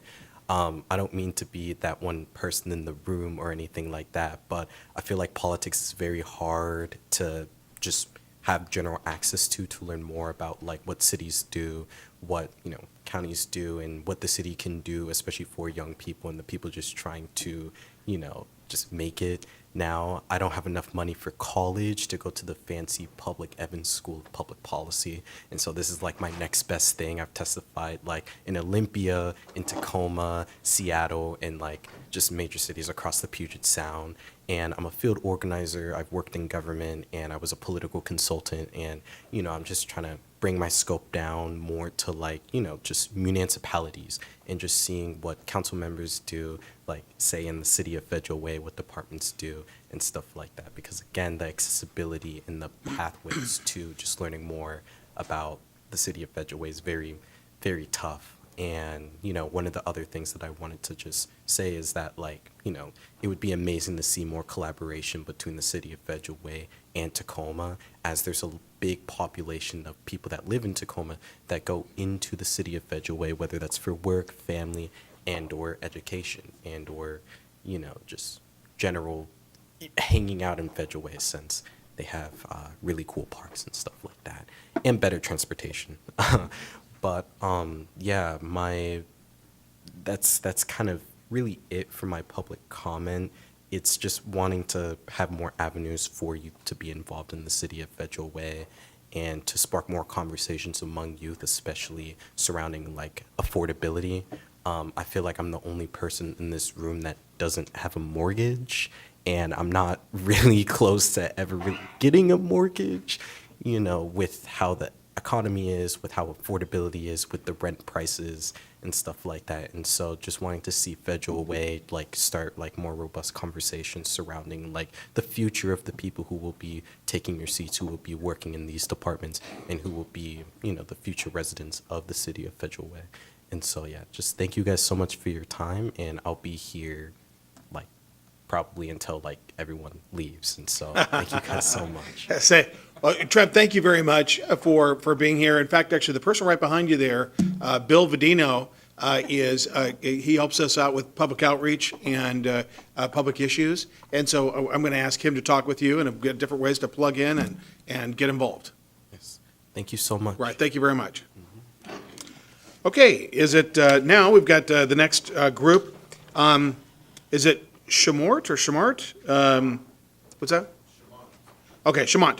We've got Samart Andrews, then Sarah Lee on Zoom, Mary Beth Burney on Zoom, Warren Jameson, who's present, Lana Bostic, Paul McDaniel, Dr. Janice Clark, Nathan Orth, and to conclude us, we've got Harold Booker. With that, Shamant.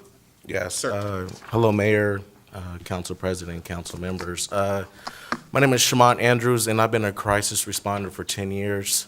I've been aware of some challenges within the city in regards to policing within Federal Way ever since I heard about the Malik Williams killing in 2020.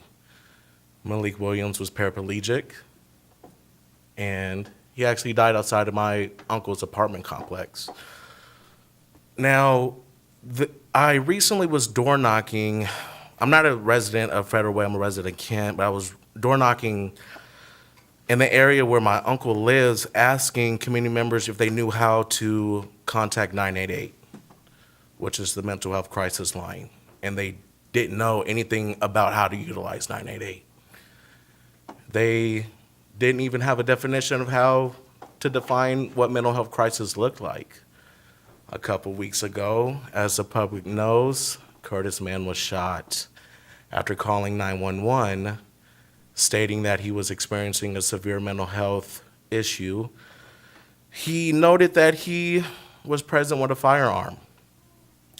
Based on the response of FPD, they've removed the grandmother, although the grandmother advocated, stating that my grandson is ill right now. I don't know the facts behind the incident. I don't know the facts in regards to what the less lethal force or the intervention that was provided besides shooting this young man.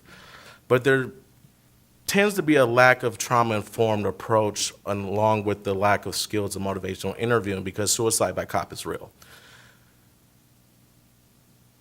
Within this area, sound mental health outreaches when there is a mental health crisis, but they also have the discretion to request police assistance when they know that there is potential violence that they can be exposed by community members. My main concern is that this incident is going to be swept under the rug. Now, when I drive within the community, I don't see any advertisement around how to utilize 988. I don't see that there's any billboards. I don't see any form of marketing towards the public of how to utilize 988. And so there's a concern that mental health is not taken into factor for Black men in this community. There seems to be a further issue with the current chief of police under his leadership because there seems to be a yearly publication that hits national news where where members of the community are used with lethal force. So my time is up, but I would like to be involved with the community in regards to helping further educate the public how to utilize 988. I would also like to do a patrol with a police officer and ask questions with the chief of police to know what kind of training is being provided in these incidents. Thank you, sir. Okay, thank you. We'll address all the comments after. Okay, Sarah Lee on Zoom.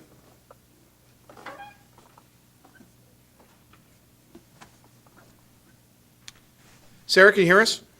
Yes, can you hear me? We can. You've got 3 minutes. Floor All is right. yours. So I'm Sarah. I'm a homeowner in Federal Way. First, I love the number of farmers market vouchers being increased. Well done. I also support the moratorium on data centers in Federal Way. Thank you for bringing up this important topic. I hope you'll eventually make it permanent. And while Wild Waves currently has no intention to become a data center, I still don't think it becoming a warehouse is good for the community at all. I also hope you will consider a moratorium on allowing ICE to stage operations on or lease property from the city.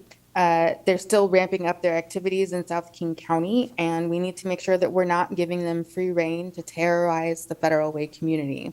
People of color all over the city are anxious and afraid because they never know if they'll be profiled. Please do all you can to make sure that their concerns and needs are met. Moving on, I'd like to know the future use plans for any leftover Kickin' infrastructure like the field platform, and also the profit made from Kickin' It versus the investment in the event. I'd also like to know what happened with the Ukrainian flag appearing in an image posted to the official mayoral Facebook page during an official meeting in the office. The image was removed when it was pointed out that it was in violation of the city's flag policy. To be clear, I'm fine with that flag being there, and I wish that the city had much more leeway to make exceptions like that to the current policy, but that isn't what the council decided to do. This is another example of why the policy is lacking, but also I expect the city to abide by the ordinance even when it makes it look foolish in front of our visiting friends and allies. If that bothers you, you can still fix that policy. Finally, I've heard some very disturbing accounts about our new potential economic development director's tenure as the economic strategist for SeaTac, Federal Way, and most recently Tacoma. I'd like to know what due diligence was done to find out why she was dismissed from her previous positions and what return her previous programs and funding allocations received in each city. And most importantly to me, her approach to immigrant businesses and their value to our community. The February 12th, 2019 Seattle Weekly report entitled Somali Community Faces SeaTac Displacement would be a good place to start if you haven't read it. One of our city's strongest draws is our Korean food and our diverse food and shopping experiences. Those need to be developed, not squashed, so I'm not convinced she is the right person for the job in Federal Way. Thank you. All right, thank you. Mary Beth Burney. Oh, by the way, the Ukrainian flag, we were in a, just to we were in a conference call with our sister city on the other side of the world. We hadn't contemplated that the flags in the sister city conference room ran afoul of the policy. We were in the middle of the Zoom hearing with the mayor of Rivne on the other side of the world, and we brought that flag over. It was pointed out on Facebook, and we immediately took down all other sister city flags in the mayor's conference room. So that's what happened. It was an oversight, but thanks for pointing it out. Won't happen again. Mary Beth Burney, Zoom.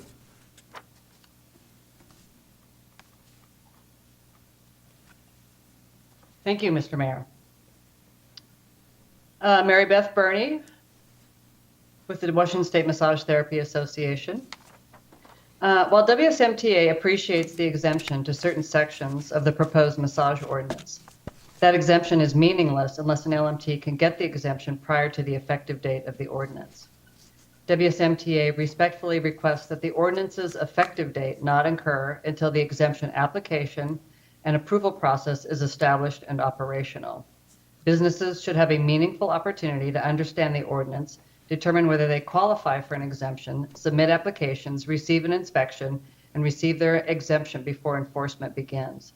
Implementing the ordinance before the exemption process is available and operational could create unnecessary confusion and place lawful businesses in an uncertain position. As I mentioned in my June council meeting comments, and as WSMTA reiterated in a memo to the council yesterday, most legitimate massage therapists are members of a professional association. These associations have codes of conduct that members agree to uphold. Those codes require us to follow all laws and regulations that we are subject to where we practice. Putting this ordinance into effect without meaningful opportunities for massage therapists to receive an exemption could result in those LMTs finding themselves in a difficult situation. Do I follow the regulations, or do I keep myself, my clients, and my business safe? Knowingly not following the regulations without an exemption in place could mean losing association membership, losing professional liability insurance, or possibly losing our license to practice. I know that you keep repeating that you are not going to target LMTs, but we still have a professional and legal responsibility to follow all laws and ordinances. So repeatedly saying we are not targeting you is nonsensical and demeaning. WSMTA would also like to raise an issue that is already affecting licensed massage therapists in Federal Way, as Jennifer Chan just spoke to.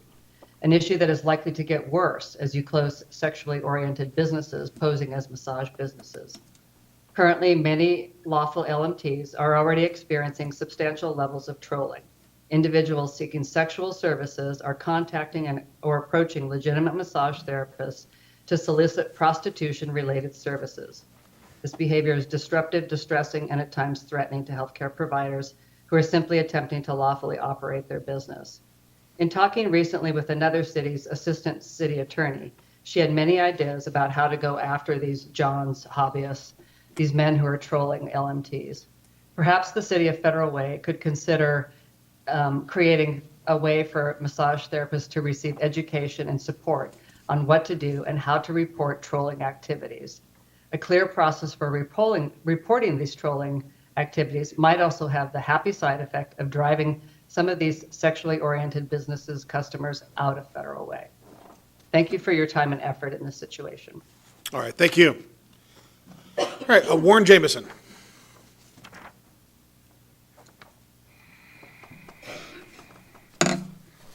Good evening. I'm here tonight to ask this council for oversight and the council's help.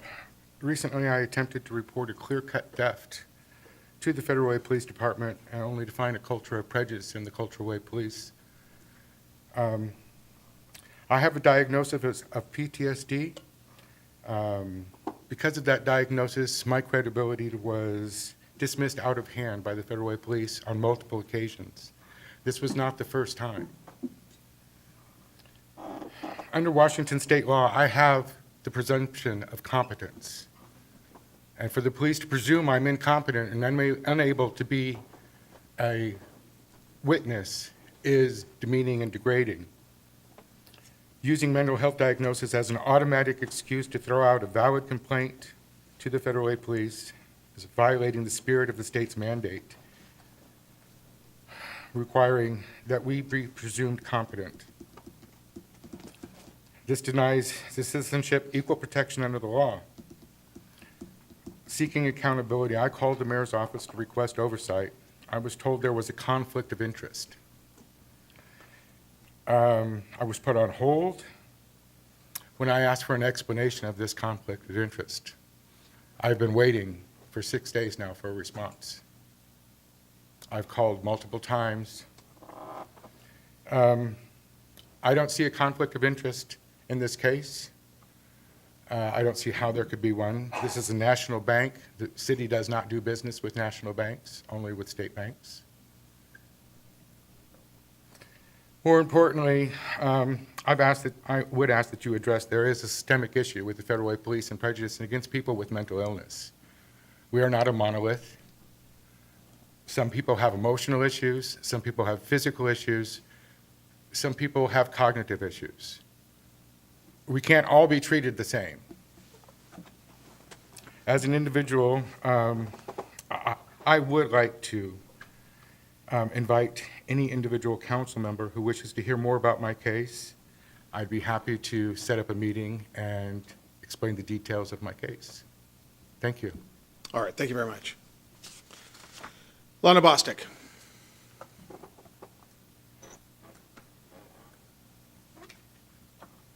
Hello, Mayor and City Council. My name is Lana Bostic, and I've been in Federal Way for a long time. I had a lot of things to say, so I made a list. First of all, I want to thank you for passing the moratorium on the data center. I think that's very important. I'm glad it was brought up so quickly and passed so easily. My feelings about Wild Waves is that I'm sad that it's going away, and I hope that it will not turn into something besides a big warehouse. But as my granddaughter said to me over the weekend, she was very upset about Wild Waves because people will want to go to Wild Waves, and who wants to go to a warehouse? So, 11-year-olds sometimes have a lot of wisdom. The next thing is, I'm curious about what's going on at the Red Lion. I know that I think it was last month when they gave an update that was thought that it would open October of 2026. And I think Susan did a good job of saying you were going to try to hold their feet to the fire about this. I haven't heard anything more about it. I just wondered if we could get an update maybe every month or so about what is going on with that, because we really need that to open. I mean, the woman who spoke about the people living in the bus shelter, I know that's right by where I live too. And it's like, where else are they going to live? We don't provide any buildings, any emergency housing for people to live in, so they kind of live in wherever they can. So hopefully that's going well. Fireworks, I think the call rate might be lower because a lot of people won't call because they know this is just what happens in Federal Way and nobody's going to do anything, so why call? That's how I felt. It was terrible. Then the last thing is, I found a document called the Federal Way Violence Prevention Coalition Steering Committee that was started in 2016. And it has some, do you guys remember this? So all of you weren't on the council then. But anyway, the Violence Prevention Coalition Committee did several recommendations to bring down violence prevention. They were to have bystander awareness training, restorative justice, safe gun storage, mentoring, one-stop resource center, after-school programs, social emotional learning, substance use, and youth employment. The only one that I can really know for sure that has happened is the safe gun storage. So I wondered if we could get some report on this. Can I leave this with the clerk and have him make a copy of for each Yeah, of you? I would note that happened after I think we had 3 or 4 homicides within 96 hours. Mhm. And so that committee was put together 10 years ago for that Right. purpose. Yeah. So- But have any of these recommendations besides Well, gun? we'll take a look at it. I don't know Okay. if we'll So take a you- look at it, and we'll get back to you. Okay. Thank you. Okay, Paul McDaniel, for 5 minutes.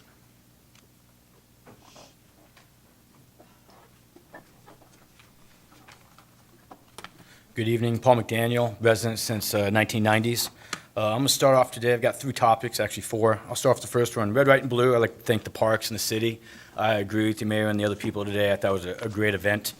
At most of the Red, White, and Blue, I do surveys with the kids and the adults. So I'll give you guys some info on that one. Favorite color for the kids was purple. Favorite number was 7. Favorite school subject was math/recess. There was a little bit of fight over the recess. And then the favorite holiday this year was Halloween. For the adults, top concern was cost of living, taxes. Second one was public safety, homeless, drug addicts is how they phrased it.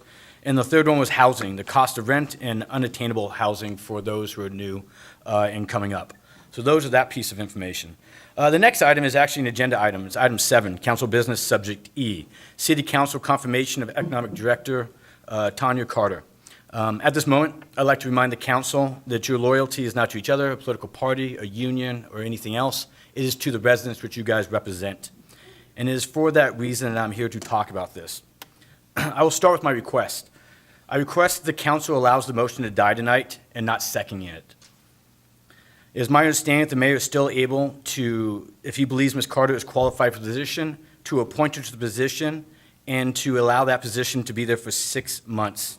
I recommend a national search if it has not already been done. I believe that is a better route to go. If Mrs. Carter demonstrates that she has the qualifications and merits required for the position during that time, then the council can consider confirming her then. That's an option you guys have in front of you tonight. I'm now going to explain why I feel that way. Point number 1, Ms. Carter has shown a lack of loyalty to the city. Ms. Carter served as a city economic director while I was a member of the city council. During that time, she left the city for the city to pursue her career opportunities with the city of Tacoma. I do not begrudge her for that option, but it leaves me with a couple questions. Question one, why is she returning to the city of Federal? What was her employment status to the city of Tacoma when she did an interview for the city of Federal? If she is no longer employed there, why not? Did anybody get those questions asked or answered? The next question I have is actually more designed for the 4 council members who were on when I was on. My first question, please identify all projects that Ms. Carter completed and describe the measurable results they produced. I can only think of one project, and like several of the projects initiated during Ms. Carter's tenure as director, it was completed without meaningful follow-up or long-term implementation. My next question identifies as why was one of Director Neal's first actions for replacement to cancel a majority of the projects that were previously initiated under the previous director? My question on that one is, at the time, it was publicly discussed that certain vendors also had selected not to do business with the city anymore due to a lack of communication and guidance in the projects they were working on. My next one and fourth question is, please identify all businesses that Director Carter actively recruited to Federal Way and successfully persuaded to locate here. I am not looking for businesses that had already contacted the city or already had plans to move here. I'm looking for businesses that were actually personally reached out to and was able to negotiate them into coming to the city. My final concern considers financial oversight. Over the past several years, the city has gradually transferred funds from other revenue sources, including ARPA and LTAC, into the Economic Development Department. As a result, the department now oversees a substantial amount of public funding. I do not feel comfortable returning a prior leadership without clear evidence of measurable results and strong accountability for those funds will be used and how they will be managed. It is for this reason I respectfully ask you not to vote to confirm Ms. Carter tonight. If you choose to support her, I hope you can confidently answer the questions I have listed above to all the residents you do support. And I will note that my first question to whoever the new economic developer will be is, where is the tent I was looking to see at the kickoff event? I know that was at one time in the city, we have mentioned the $800,000 for that purpose. I'd like to know what happened to it. The last item is the limited exemptions for massage businesses. I appreciate the council members who actually made that motion. I support that one, but I have questions on what does that do for the Johns, the pimps, the madams, and the people of human trafficking. Nothing in that ordinance that you guys will pass tonight is going to do anything for human trafficking or any of that. I'd like to actually see some body counts for that. I'd like to see people actually arrested, people thrown in jail, and people taken care of. I don't think it should be acceptable in our society, and if people do it, they're not part of a society. They need to be removed. I'd like stronger evidence. My last comment is actually to Councilmember Moore. I want to publicly thank you for one of your questions you had in FEDRAC. You asked about some money regarding grants for a replacement of the deck, and you made it apparent that $200,000 is not enough for design. I thank you for the question, and good luck tonight. Thank you. Thank you. Dr. Janice Clark.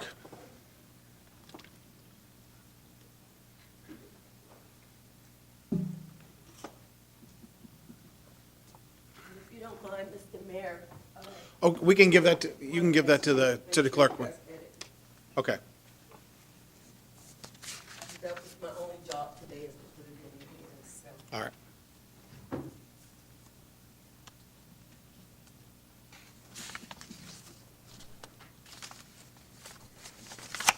And following public comment, I'll follow up on a couple of items to make sure that we address the public comments. Dr. Clark. Thank you, Mr. Mayor. Good evening, council members, President. I am Janice Clark. On personal note, Friday, February 13th, I was rear-ended by an alleged drunk driver that totaled my car. And needless to say, it's probably why you haven't seen me around. Been traumatic. And I do turn 69 on Friday, July 17th. I celebrate the whole month. And I want to brag on my granddaughter, who graduated from Decatur High School with honors and Pierce College in the Running Start program, and that she is set to university bound to a Black Ivy League, historically Black college university in Dillard University in Louisiana. She's majoring in psychology. Now I rise, so yay, money.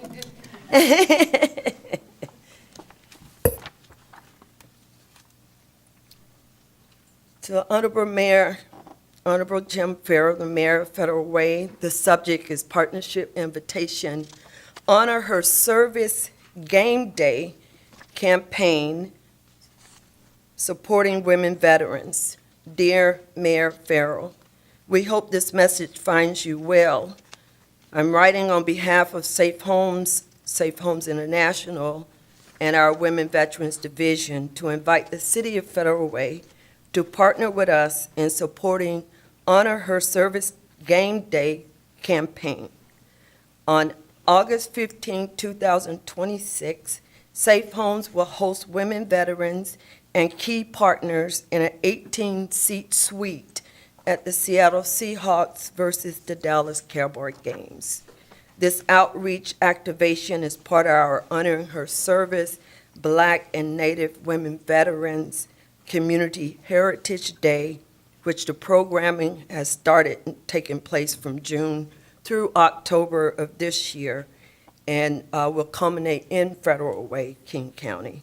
It aligns with our America 250 partnership, which Safe Homes did receive a grant from the Washington State Historical Society to ensure that women veterans are being recognized and honored for the service they deserve. With the limit of time, and certainly I agree that it will be getting in your hands, we're asking for your support as a partner and support at a legacy partnership to ensure that women veterans, certainly in Federal Way, but certainly throughout the counties, is 60,000 women veterans, so we're only just really making a dent in what we're trying to do, so we appreciate your support. Thank you. Thank you. Nathan Orth.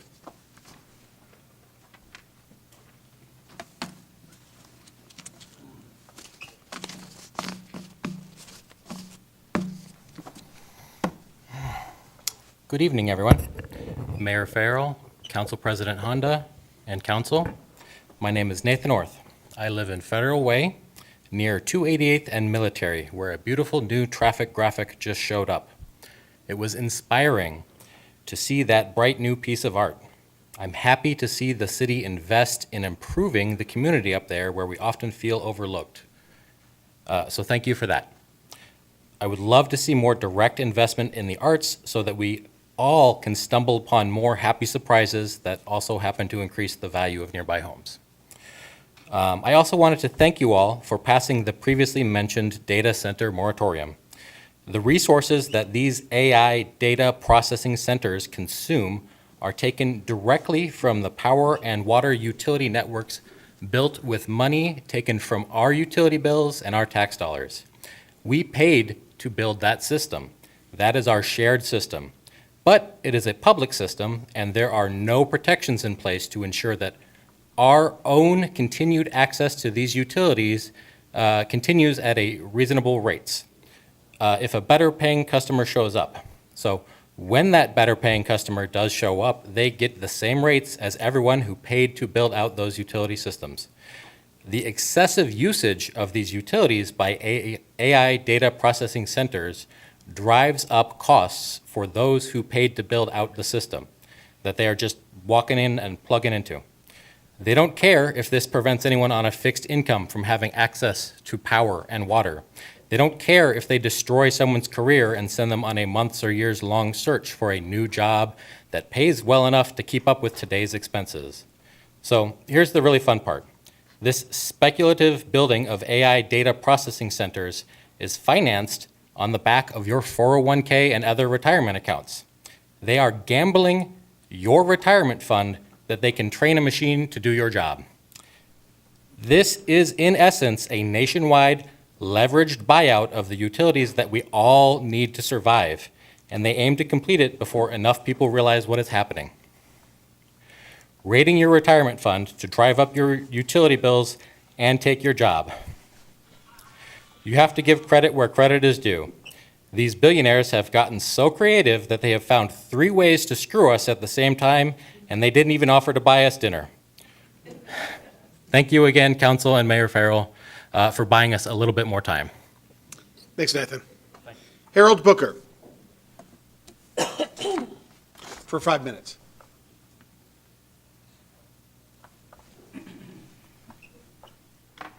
Good evening, Mr. Mayor, Council President, members of the City Council. My name is Harold Booker, and I've been a resident of Federal Way since '63.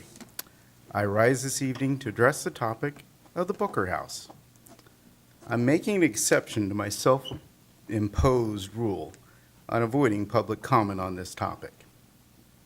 While I have no official role either with Health Through Housing or the Urban League, and I am not an official spokesperson for the Booker House project, it does appear that I have a unique place as a family spokesperson and decider if the project would carry my father's name. I have access to information and stories that it appears the government doesn't seem to have. Listening to the public comments since the ribbon cutting and Keith's report to the council last council meeting and the ensuing questions of the council members, felt like I have that unique perspective and viewpoint that I needed to share. That might be useful for the public discourse. So some of the names I've changed in this story to protect the privacy of those involved. Many of you may have met my brother at the ribbon cutting, Brad. He grew up here in Federal Way, spent 30 years as a photojournalist for King 5, and has been an active member of Grace Methodist Church in Seattle. A portion of their congregation is unhoused, and Grace welcomes them and attempts to support them as they request and desire. Some of the most consistent folks live in their cars. Sally, not a real name, is one of those folks who's been coming to Grace for 4 years. She is in her mid to late 20s, has lived in her cars for the last 6 years, and over the years, Brad has gotten to know her. I'm told she's got a beautiful singing voice. And he watches and has watched her strive and grow through her challenges. And even my sister-in-law, Lisa, comments about how she sees progress. Well, Brad has gotten to know this loose congregation, or loose configuration of young women who live in the Seattle area and live in their cars. And they travel from place to place. They like to stay near the water. They never stay in any place for more than a week. And then they move on. And many of them have come to Grace because Sally encourages them to come and visited, and they've got to know each other. Well, Brad has also gotten to know Alan. And Alan is a veteran with a few issues, as he describes it. The core group got to know Alan about 3 years ago, and they liked and wanted Alan to hang around.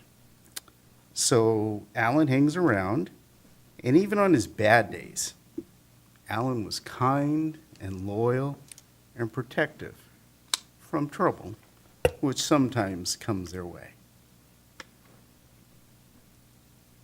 So late April or early May, Sunday afternoon, I get a 911 call from my brother. Oh my God, I got to talk to you. It's an emergency. Okay. So I connect with Brad, and he tells me the following story. Sally came to church today. Sally's at church 3 out of 4 times a month.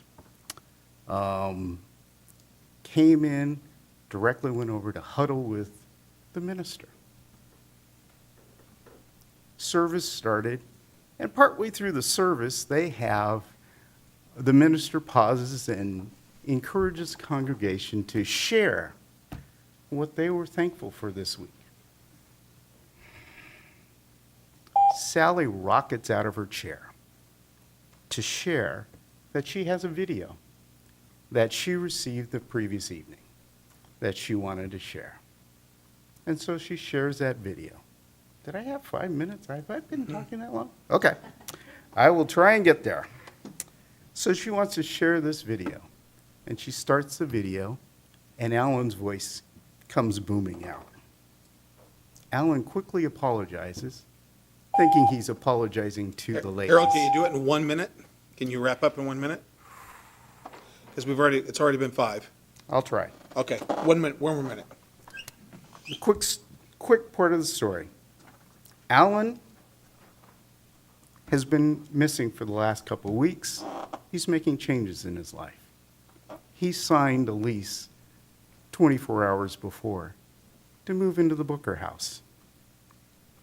Alan shares with the young ladies that he is making changes, he won't be around, but in that 24 hours, he has met his counselor, he is working and loves the staff, and they encourages them that when they are ready, because it is a commitment to make this change, when they are ready, there are people who are out there who will reach out if you follow the right steps to help. I just wanted to bring a little humanity to the conversations which you folks have. Metrics and numbers, that's not what this is about. It's helping people. Thank you. Thank you, Harold.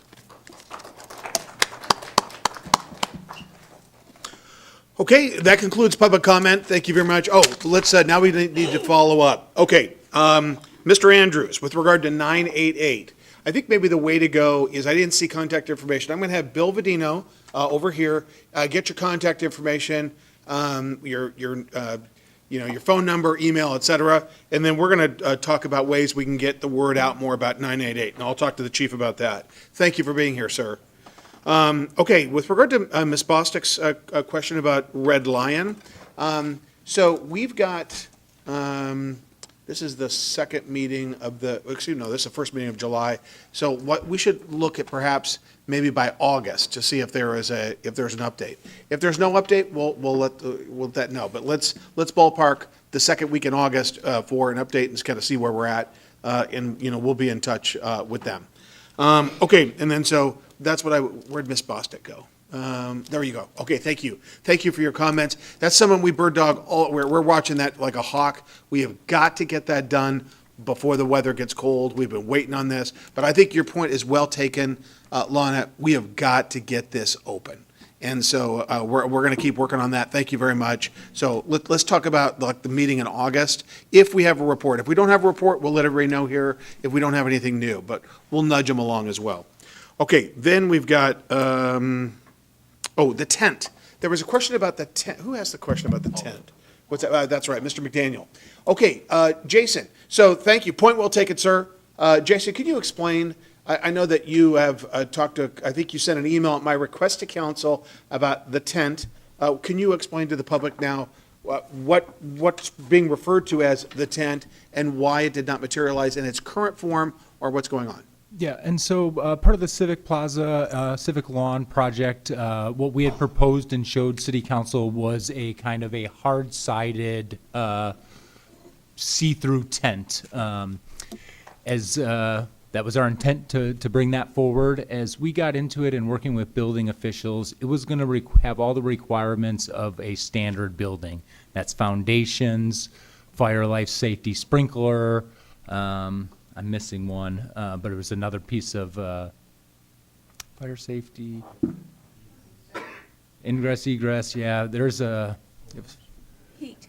I got a lot of people saying stuff. Heat. Heat, air conditioning. Oh, yeah, HVAC, heating, ventilation, and air conditioning. And that pretty much made it unachievable with the active budget. And so we withheld that amount.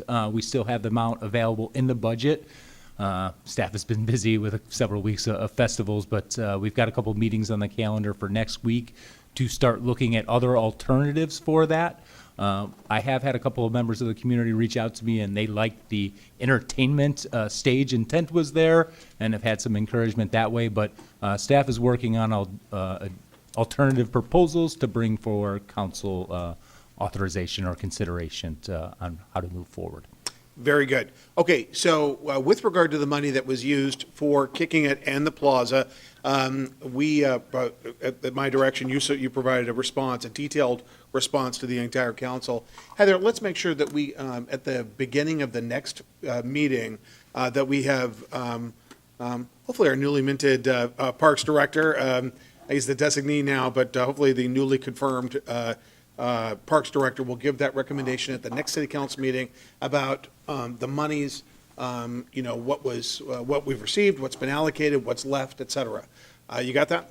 Understood. Very good. Okay. And we'll make sure we get that out there. We're going to be very transparent about what we're doing. Kicking It was a great event. We utilized a lot of things. We learned a lot. But we want to make sure that we're incredibly transparent about, as is our duty with your money, about where that's at, what we used, what's left, and what are the plans. And then, obviously, we're going to be here getting some feedback with regard to the public and council about steps forward. Okay, and with regard to the comments about our economic development designee, council has received on 2 occasions of at least 1 or 2 pages of all the accomplishments that she's achieved. She is a leader in the nation and in the region on economic development. I'm proud to endorse her and for this and to nominate her for this position. And Brian Davis will have a complete presentation regarding her qualifications and accomplishments. Okay, anything else, council, that we forgot? All right, now moving on to consent agenda. These items have been approved at the committee level, could be passed all at once, and then after I read them and identify them, if a council member wants an item pulled for separate consideration, we will do that. Okay, item 5, the consent agenda. Item A, approve the minutes for the June 16th, 2026 City Council special and regular meetings. Item B, approve the resolution, South King Housing and Homelessness Partnership, the SKIP 2027 Work Plan and Budget. Item C, AP vouchers, May the 1st through the 31st of this year. Payroll vouchers, May the 1st through the 31st. And item D, approve the monthly financial report for May 2026. Item E, authorize acceptance of Department of Public Defense, what they call a SPAR, S-P-A-R grant. Item F, approved acceptance of Washington State Criminal Justice Training Commission grant. Item G, adopt resolution amended cafeteria plan. Item H, Authorization, we don't have a cafeteria here. I think that's what they call the health plan. But just in case anyone's curious what the cafeteria is. Sorry. Okay, authorization to apply for grant, Recreation and Conservation Office, RCO, planning for recreation access for Steel Lake Dock. Item I, accept the King County Parks Grant, aquatic facilities. Item J, accept the King County Parks Grant, Sacagawea Turf. And item K, approve the Washington Office of Public Defense one-time innovation grant. Council, are there any items you would want pulled for separate consideration? Council President? Oh, you're just getting ready to make a motion? All right. All right, Council President, do you have a motion? I move approval of the consent agenda items A through K. Second. All right, there's been a motion and a second. Is there any discussion? All those in favor? Aye. Opposed? All right, matters passed unanimously. All right, item 6, we've got item A, the public hearing for program year 2026, Community Development Block Grant, CDBG Annual Action Plan. I will now open the hearing at 8:40 PM, and our Community Services Manager, Angelina Allen PC, will present. Angelina? Thank you, Mayor Farrell. Good evening, everyone. Good evening, Council President Honda. Good evening, council members. Angelina Allen, PC, Community Development Department. The policy question before you this evening is, should City Council approve the 2026 Community Development Block Grant, or CDBG Annual Action Plan? For those who are not familiar, what is the CDBG Annual Action Plan? Essentially, it's a federally required document that we submit to HUD and serves as the city's annual roadmap for using CDBG funds. It helps to identify the projects, programs, funding allocations, and expected outcomes for a program year, and explains how those funds will help meet community needs, particularly in areas of affordable housing, economic development needs, and community development. So just as a quick reminder, HUD establishes funding limits for CDBG funds, including the maximum of 20% for planning and administration, 15% for public services, with the remaining funds of 65%. It supports capital projects or community development projects through the Community Economic Revitalization Fund. So just to walk you through very quickly, we had the first public hearing that was held on June 16th. The public comment period ended yesterday, July 6th. We are going through the second public hearing currently for council decision tonight. On June 16th, we did have one public comment that was received, and staff also had received an additional written public comment that I believe our city clerk has provided to you in your packet. That's been provided to council. This is just a reminder in terms of the recommendations for program year funds. This also includes prior year funds from program year 24 and 25.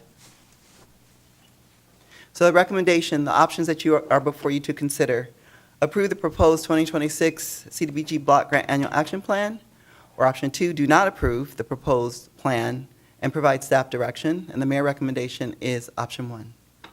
And with that, I'll stop to see if you have questions. Thank you. Thanks, Angelina. Council, any questions? Wow, you did such a great job. All right, stay close, you never know. And we all thank you. And now it's time for public comment. I have a pick sheet for Melanie Fowler via Zoom. Is Ms. Fowler still online? I do not see Melanie on Zoom at this time. You want to see? So you don't see her? Okay.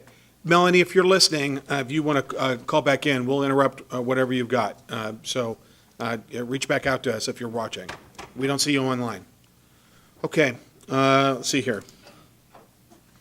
Councilmember Sessoms, do you have a motion with regard to the public hearing?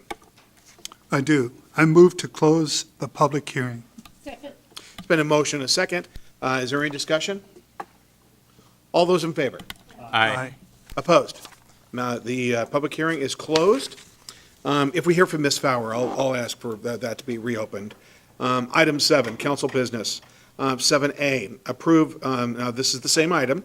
This is the approve the program year 2026 Community Development Block Grant, CDBG Annual Action Plan. And we just heard that presentation. Councilmember Sessoms, do you have a motion with regard to that main motion? I move approval of the proposed CDBG 2026 Annual Action Plan. Second. Motion and a second. Is there any discussion? All those in favor? Aye. Aye. Opposed? Matter passed unanimously. All right, thank you.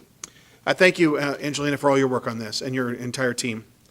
Item B, approve the grant acceptance for therapeutic courts. We're fortunate here to have Miriam Olson, our court administrator, and our, not so new anymore, our judge, Your Honor, Danielle Havens, municipal court judge. Thank you. Thank you all so much for having us. And we're really excited about the grant that we've received for our community court program. And it is an exciting thing for our court. We've been looking forward to getting the program restarted. Judge Larson created this program, and we are happy to be able to continue it. We've received a grant in the total of $105,679.29, and we seek the council's approval. We're very much looking forward to hiring a therapeutic court coordinator who will really help to process the people that we're bringing into the program and to help us prioritize which people are most appropriate for our program and how we can connect them with the sorts of services that will help them to bridge the gap between the challenges that they're facing and law-abiding behavior. Yeah, and we're kind of relaunching this program. It's been a program, like you said, Judge Larson has developed, but we want to relaunch it and make it, develop it into a bigger program, have more participants using the program, getting more people the care that they need, whether it's connecting them with service providers, with housing, with treatment, substance use disorder treatment, mental health disorders. So coordinators really necessary in a community court program because that coordinator is going to be a / case manager, will kind of do the hand-holding throughout the whole process with the participants. Also seek more providers, social service providers to come into our court so that we have access to them for our participants. So this is a big relaunch for us to kind of, it's the first time we're going to have a coordinator on board to kind of develop this program with us. One of the essential components of a community court is doing risk and needs assessments, and we haven't had an individual who's able to do that process, which helps us determine who is best suited to our programs and how we will need to support them. So we're looking forward to hiring that person. We're also looking forward to working with Angelina and her team, and the opioid money that the city has, I think, has a very appropriate use within the court system as well in helping to subsidize some of the treatment and support needs that people will have. We have a budget line item in our program for recovery supports, but we look forward to being able to partner with the city and work to bring more people in and support them in every way that we can so that our community remains as safe as possible and we can reduce recidivism. So we respectfully request that you allow us to accept the grant. All right. Council President Honda and then Councilmember Hamilton. Thank you very much for being here. I appreciate you spending time with us this evening. Is this a one-time grant? Yes, these are grants that renew every year. So all of the statewide community courts and therapeutic courts in general receive state funding every year. Grants are typically re-granted, or and Miriam's done this process a lot more than I have in her former position. This is my first round of this. Yeah, so these grants, the state grant is renewable. We just have to apply for it every year, and it just depends on the legislative funding.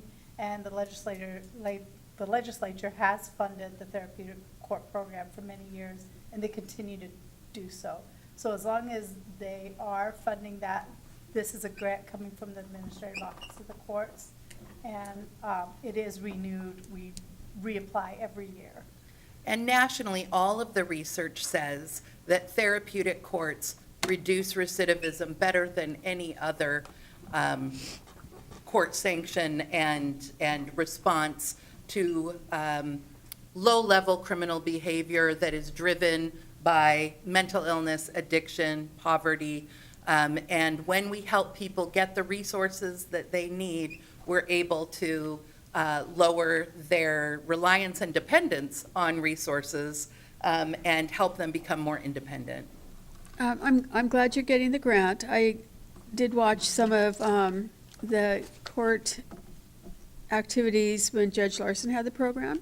So I'm glad that this is happening. I'm just concerned that there would be some staff members hired, and I'm concerned about funding those in the future. Yeah, it would be specifically a community court coordinator. Correct. And so that funding would come directly, and if we no longer had community court funding, then we wouldn't be able to resource that individual. All right, that's my concern. Yeah. We do hire them as project positions, and I have done this in the past, that we have always used these project funds for these project positions, so when we hire, that is on the application, that this is a project funded for 1 year with the most probable renewal for the following year. So that's how we present it when we hire for this position. Awesome. As long as there's a plan, that's great. Yes. Thank you. Good luck. Thanks. Councilmember Hamilton. Thank you, Mayor. Thank you, Judge Havens, for being here, and Miriam. I think you know, Judge Havens, that public safety is near and dear to my heart, and we've talked about therapeutic courts in the past. I have a couple of questions. How would someone be connected to community courts? Walk me through how they get connected. I'm assuming it would start first with accountability. Well, the first thing that happens is someone is arrested. Right. And they're charged with a crime. The crime is filed. Based upon their criminal history and based upon the nature of the crime, they'll be evaluated by our coordinator with a risk and needs assessment. And typically, people come in at both high risk and high needs, for high risk for reoffense and high need of services. And then our coordinator will recommend a certain group of people, saying, you know, the ones that we've arraigned today, these we think are good candidates for community court. No one is forced into community court. They have an opportunity to opt in. The city's prosecutor makes a decision about whether or not she agrees that someone is eligible to enter into community court. And the defense talks with their client and offers them the opportunities. There are some people who come into court and are not yet ready for that degree of accountability and the responsibility of community court. You know, a lot of people come into court, they plead guilty, they do whatever their sentence is, and they move on, they're done. But a community court requires engagement. It requires, it's an investment that the community's making in an individual, and requires the individual to invest in themselves, to invest in their future, their health, and their opportunities. And when we see people who are ready for that, the engagement and participation are really inspiring. And you see people make decisions about changing their lives. And it's very exciting. And there's definitely accountability. Typically, people are not only being assessed and engaging in treatment, they're offering community service hours, and they're coming and checking in with us more regularly. And we have an opportunity to really build a relationship. And I think that those relationships are one of the things that really reduce recidivism, when people know that we care about them and that as a community we're investing in them and their good health. I think that they start caring more about themselves, and they care more about how their behavior impacts community. Thank you so much. And I fully agree. I think sometimes when accountability is present, it can give someone a moment of clarity. Yeah. And therapeutic court, community court, offers that to the individual. I want to do everything I can to reduce recidivism for people who are ready to make life changes. And so I really commend you for investing in this program and for asking us to support it. And then I just have one more question real quick, just for the public so that they're aware, what offenses would qualify an individual for community court? Typically, they are the misdemeanor theft and trespass charges. Non-domestic violence, assaults or harassment may qualify. It's going to be malicious mischief or property damage, things that are obviously creating a very negative impact within the community, but they are significantly less public safety issues as far as people's physical safety. So no one who's charged with a DUI is going to end up in community court. And people who are charged with domestic violence assaults are not going to end up in community court. But with driving while license suspended charges, bringing those people in, helping them to get relicensed, and then sending them out law-abiding and in a much better position, those are the kinds of things that we really look forward to. And the criminal trespass and the theft and the public drug use, depending on the number of times someone's been into court on those charges, they qualify. And we're very happy to bring them in and try and get them the services they need. Okay, thank you. Thank All right, you. thank you. All right, Councilmember Walsh, Councilmember Sessoms, and then Councilmember Moore. Question, are many of the people in community court, are they unhoused individuals? Many, yes. Okay.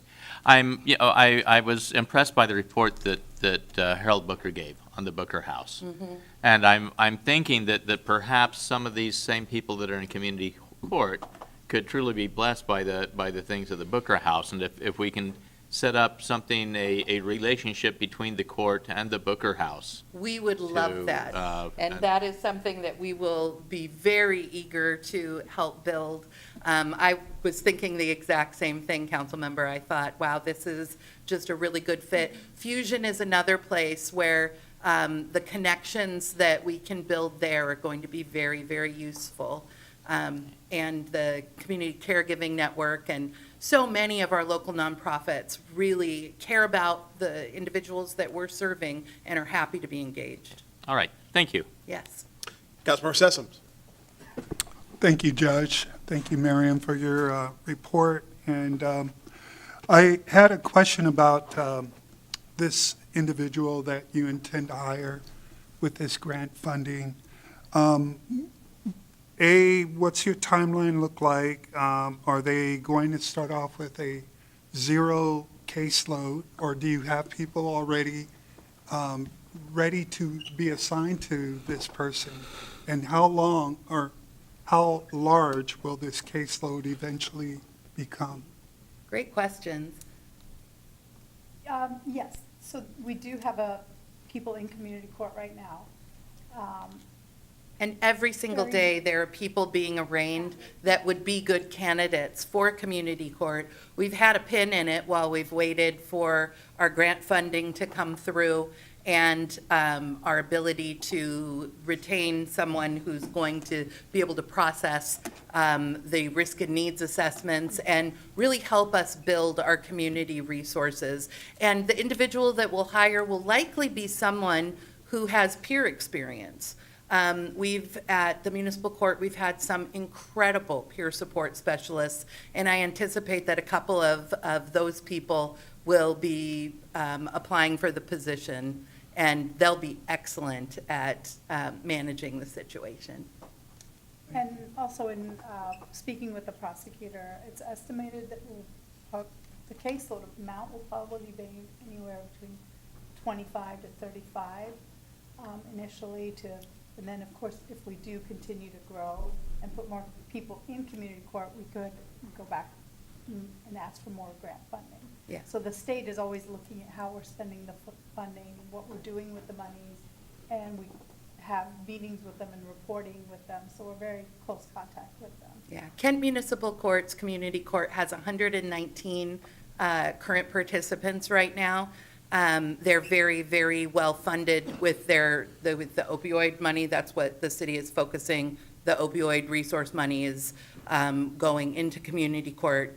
And then in Tacoma Muni, they have about 70 people in their community court right now. And I think that we're aiming to get into the 50s. And, you know, we'll build as robust a program as we are capable of. Thank you. Councilmember Moore. Thank you, Mayor. Judge, thank you for being here. It's always good to see you. And Miriam, welcome back. It's nice to see you again. As I sit here and listen, of course, I'll be supporting this grant, and I know it's for $105,000. Just curious, the travel is $9,120. Obviously, that's sufficient, but does that really, from your personal perspective, does that meet that need? Or is that something you guys want to see a bigger funds in the travel and training? No, and that funding is to support the whole team, and there's two main conferences that the state likes us to attend, and one of them is All Rise, and it's a national conference, actually international conference yeah. that they hold every year, and the other one is the Washington State Drug Court Conference. It's not called that anymore, but it's Drug Court Conference, which is in Tukwila. So those are the two main ones, but it does support, the international one is often out of state, so there's, airfare, but it supports the whole team, which includes the prosecutor, defense, the judge, the coordinator. Right. So it will include, I think they supported 4 people to attend those conferences. So it's sufficient in your minds? We think so, yeah. We'll make it efficient. We actually yeah. went through and did all the breakdowns of the Exactly. costs. And that's what I figured, and you have to do that part of the application for the grants. The rest is just a comment, and that's, Judge, I'm really pleased that you're bringing this back. And I think for me, what comes to my mind is that you're really making it more than just a courtroom. You're building hope in people's lives once again. And I think that is so thoughtful, and I think you're leading this court with compassion and with heart, and I think that's really important. That when people make a mistake, that they ought to know that there's a way to fix it, and that we have a courtroom that's willing, a court that's willing to help. I think there's something to be said about that, and I'm looking forward to.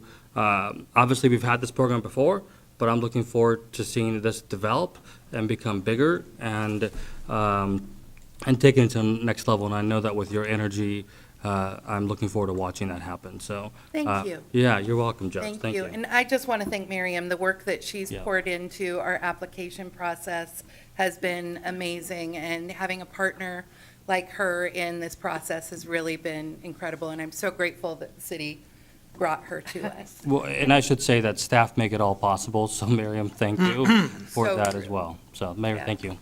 All right, thank you. All right, Councilmember Kochmar, do you have a motion? Thank you, Mayor. I move approval of the proposed grant acceptance and authorize Judge Bales to execute the associated agreement. Second. It's been a motion and a second, and is there any further discussion? All those in favor? Aye. Opposed? All right, matter passes unanimously. Thank you, Your Honor. Thank you all so Miriam. much. Have a great evening. Thank you. Okay, item C, the Seattle Sustainable Airport Master Plan, or otherwise known as the SAMP, State Environmental Policy Act, otherwise known as SEPA, letter, proposed letter by the council for this process. Bill Vedino, our policy advisor, will walk us through the proposed letter to get this out. Bill? Mayor, Council President, council members, we talked about this at LUTC yesterday and last month. There's one significant change which we've all received via email and at your desk. But basically, the policy question is, do you support sending this attached letter about the SEPA? And as we know, we are responding to the state portion of their master plan, which is projecting growth by another 1 million people by 2035, up to 66 million passengers by 2034, and that's 31 projects. That includes 19 additional gates, a new passenger terminal, cargo facilities, and lots of traffic in a garage.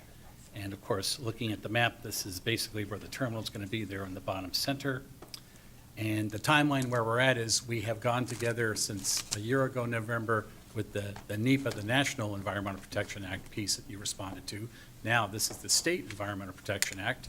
And then after they've analyzed this and answered our questions, which is the subject of our letter, there'll be commission action, and that will be another moment for us to weigh in on doing the right thing for our city and the other cities as well. So, and that's basically what I just said there.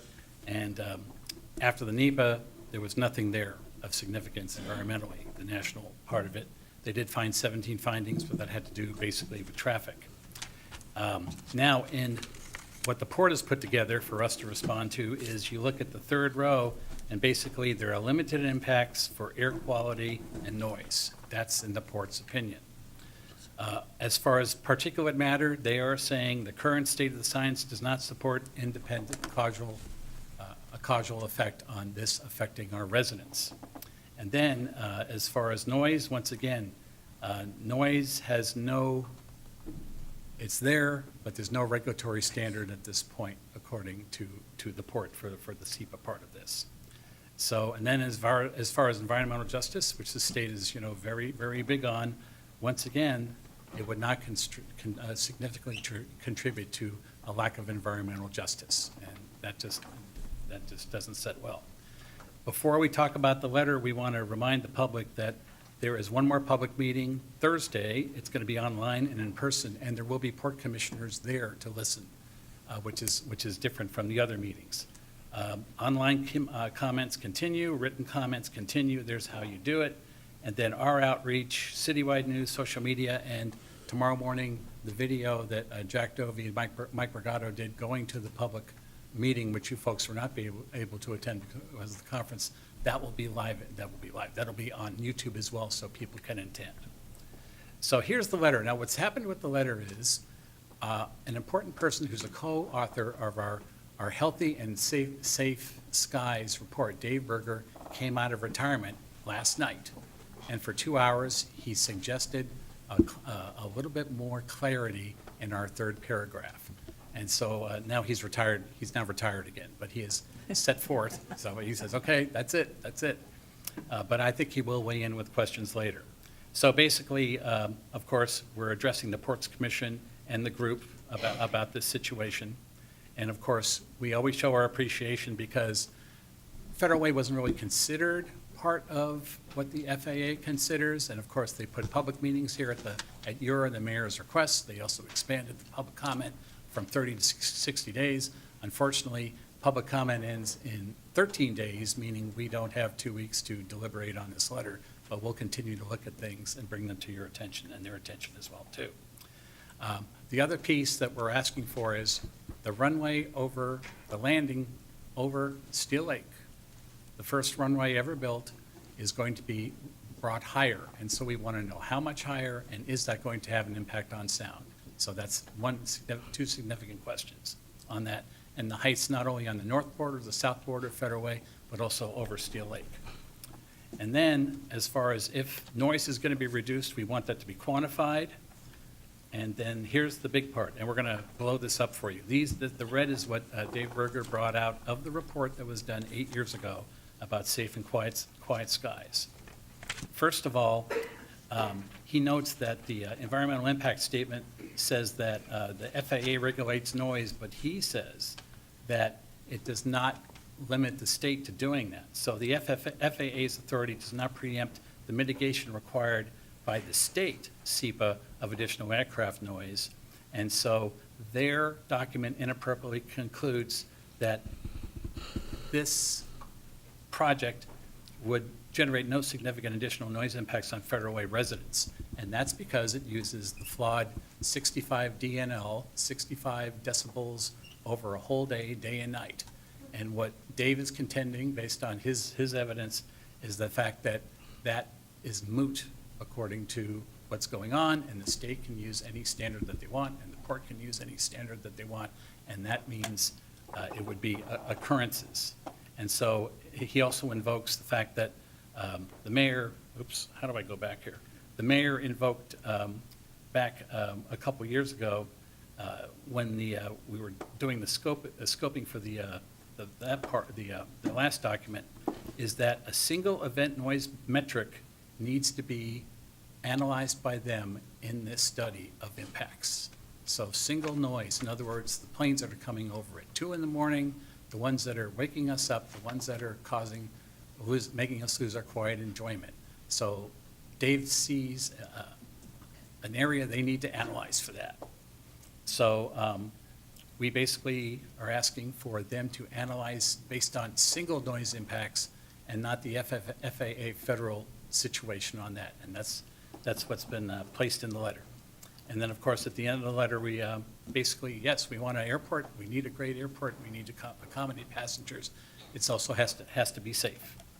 And so basically the options to consider, and you've got a copy of the letter. I'm glad Dave weighed in there. It's either approve sending the response letter, do not approve, and provide directions to staff. So questions on this new information? Okay, and my recommendation is to approve the letter. Councilmember Moore? No. Okay. Any questions? All right. Great job, Bill. Thank you very much. Okay. Councilmember Walsh, do you have a chair of the Land Use Transportation Committee? Do you have a motion? Yes. I move to authorize staff to send the proposed response letter to the Port of Seattle as part of the SEPA process. Second. It's been a motion, a second. And I also want to thank Bill for his great presentation, all the work that he's put into it. Hear, hear. Hear, hear. All right, is there any discussion? All those in favor? Aye. Aye. Opposed? Matter passed unanimously. Great job, Bill. Thank you very much. Okay, item D, City Council confirmation of Parks Director Jason Gerwin. Brian Davis, our city administrator, will provide will present this item. Okay, thank you again, Mayor. I got two appointments for your consideration. The first is Jason Gerwin as Parks Director. Jason, I'll read the script first, and then I'll add a little editorial comments afterwards, but just having known Jason for a while. But he holds a bachelor's in Recreation, Parks, and Tourism Administration from Western Illinois University, holds a Playground Safety Inspector certification, pesticide license, and graduated from the NRPA Pacific Northwest Maintenance Management School and other certifications. Before coming to Federal in 2006, he worked for Schaumburg, Illinois Parks District, Washington State Parks, and Pierce County Parks. While at Federal Way, he started as a lead maintenance worker, then was promoted to Parks and Facilities Supervisor, and promoted again to Parks and Facilities Manager, and then a Deputy Parks Director, and then finally, hopefully tonight, to Parks Director. Jason is well regarded in the parks community. I recall very specifically after the mayor appointed me as city administrator, this was over 4 years ago, and the Parks Department was going to be one of the my new direct reports. And at that time, this was 4 years ago, one of Jason's, at that time, one of his coworkers said, when there's a succession in the department, we hope that Jason is the director. So this has been a long time coming that his department is behind him. They speak well of him. When John, our beloved former director, announced his retirement, there were many employees in the Parks Department who came to me and came to Mayor Farrell, said, we love Jason, please hire him. So that is the proposal for you tonight, or the nomination for you tonight to confirm Jason Gerwin as Parks Director. All right. Any questions? All right. 1 second. Councilmember Walsh? I have no question, but only I am very excited about, enthusiastic about Jason becoming the Parks Director. I've had the opportunity of working closely with him for 20 years on things, and he is extremely well qualified and well respected, and he will do a fantastic job. Very good. Council President Honda, do you have a motion? I do. I move to confirm the mayor's appointment of Jason Gurin as Parks Director. Second. It's been a motion, a second. Is there any discussion? All those in favor? Aye. Opposed? All right, it's official. Jason, you're it. Congratulations.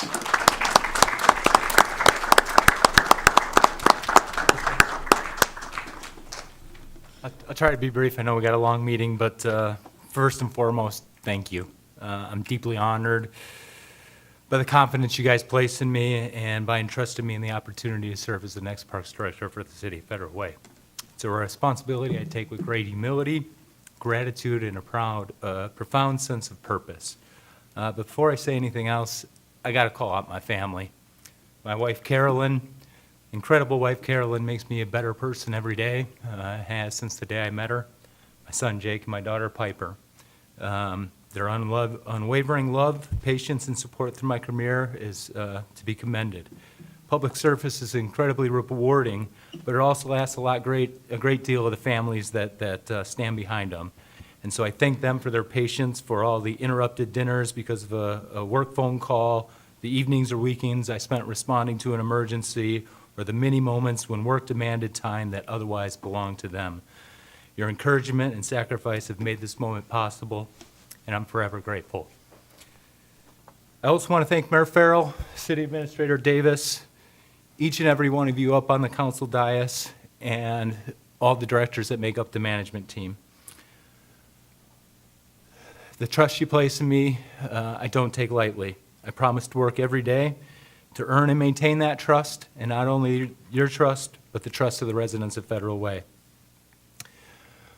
John Hutton, the previous director, left this department in fine shape, and if I do anything to wreck that legacy, not only he, but former admin Mary Janicki will make sure I get a tanning if I don't succeed. As director, my commitment's simple. I will lead with integrity. I will pursue excellence in everything we do. I will be a faithful steward of the parks of Federal Way, the facilities, the natural spaces that are entrusted to my care. And I will never lose sight that the fact that our work is ultimately about serving this community. Before I close, I have one thought. Parks are much more than playgrounds, trails, athletic fields. They're where memories are made, long friendships begin, where families gather, and where community comes together. And nothing was more evident than the past couple weeks at Red, White, and Blues and at the Kickin' It Festival. I can remember maybe about 10 years ago, AMC theater site surrounded by cyclone fence, dilapidated, and there was a vision put out about that downtown core. And with the Kickin' It Festival, Town Square Park, the Grand Staircase, I mean, we are literally seeing that vision come alive. And although attendance maybe wasn't fully what we desired out of the Kickin' It event, it put that space on the map, and it shows that that downtown core has got a bright future, and that TC3 development and the future developments in that downtown core will make this a stronger community. And so, thank you for your confidence, thank you for this extraordinary opportunity, and thank you for allowing me the privilege to serve this community. In gratitude. Congratulations.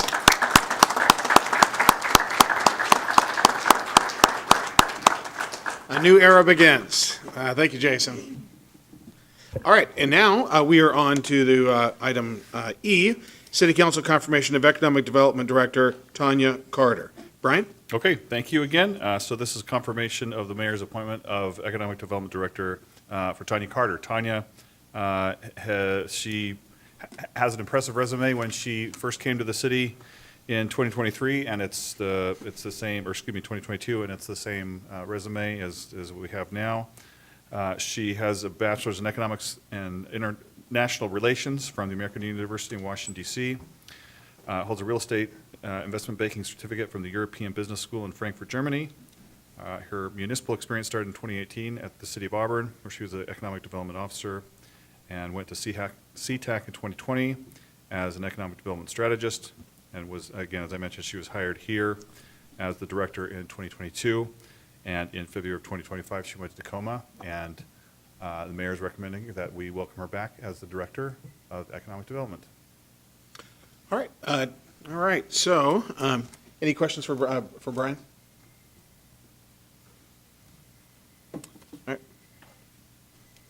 All right, Council President Honda, do you have a motion? I move to confirm the mayor's appointment of Tanya Carter as Economic Development Director.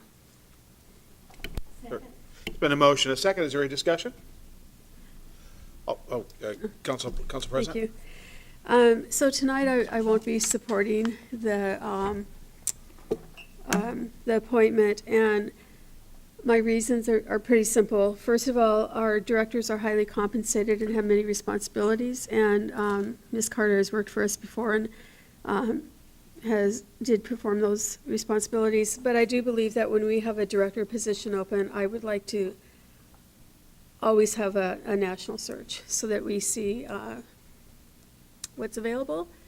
And I just believe that is something that I would like to see, and that was not done for All right. this. So Thank you, that is my reason. Thank you, Council President.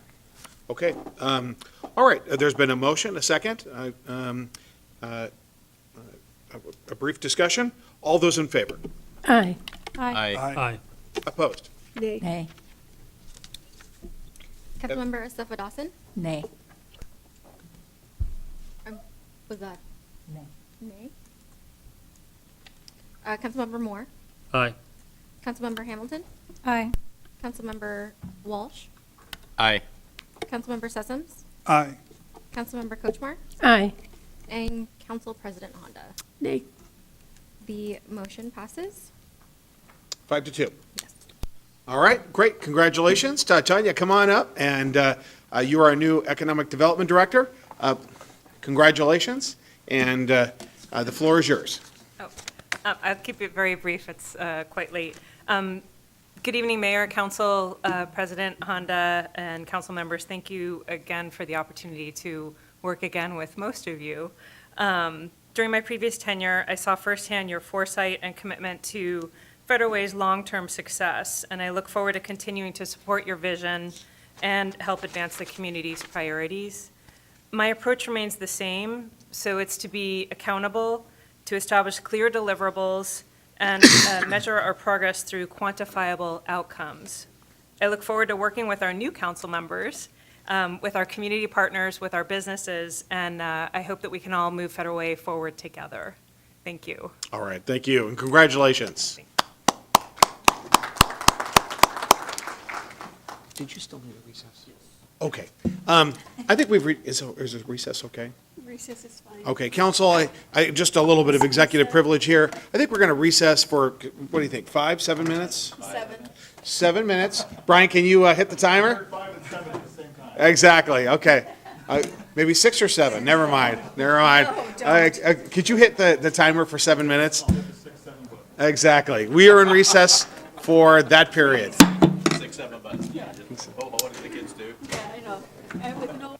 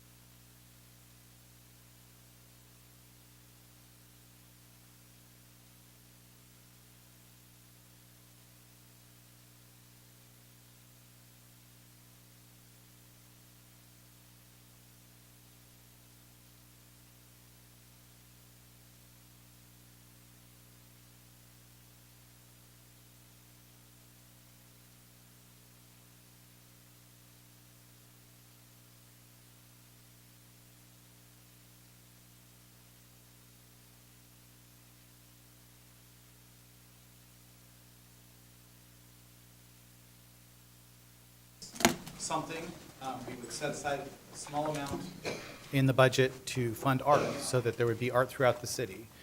The proposed code amendment was brought to FEDRAC twice, once in April and then again in June. The current policy was implemented in 1994, so we've been operating on basically the same code since the beginning of the city. It's codified in Chapter 4.15 of the Federal Way Revised Code. As I said before, the policy is meant to fund art and to beautify and elevate public spaces. Many cities have a policy like this. We have repeatedly credited Kirkland, I believe, as our inspiration, although Federal Way is the only one I found that uses the number 2%. Most of the cities are allocating 1%, but they all have widely varying thresholds on when they start to count. So cities are definitely funding art at different levels throughout the state. What led us to this code amendment is that we have some ambiguities in the code that for a long time, the general consensus and idea by staff, and I think many of the elected officials as well, was that it only applied to new construction, large buildings that are being built new.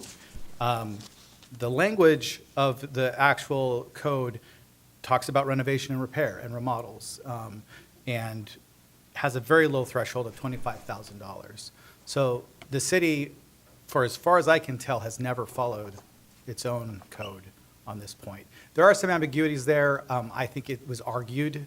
We were basically arguing a way to interpret the code that was logical, but to me, it doesn't make a lot of sense, and more importantly, the state auditor doesn't think it makes sense either. So I think it's important that we write down something that's clear and that we follow whatever we write down.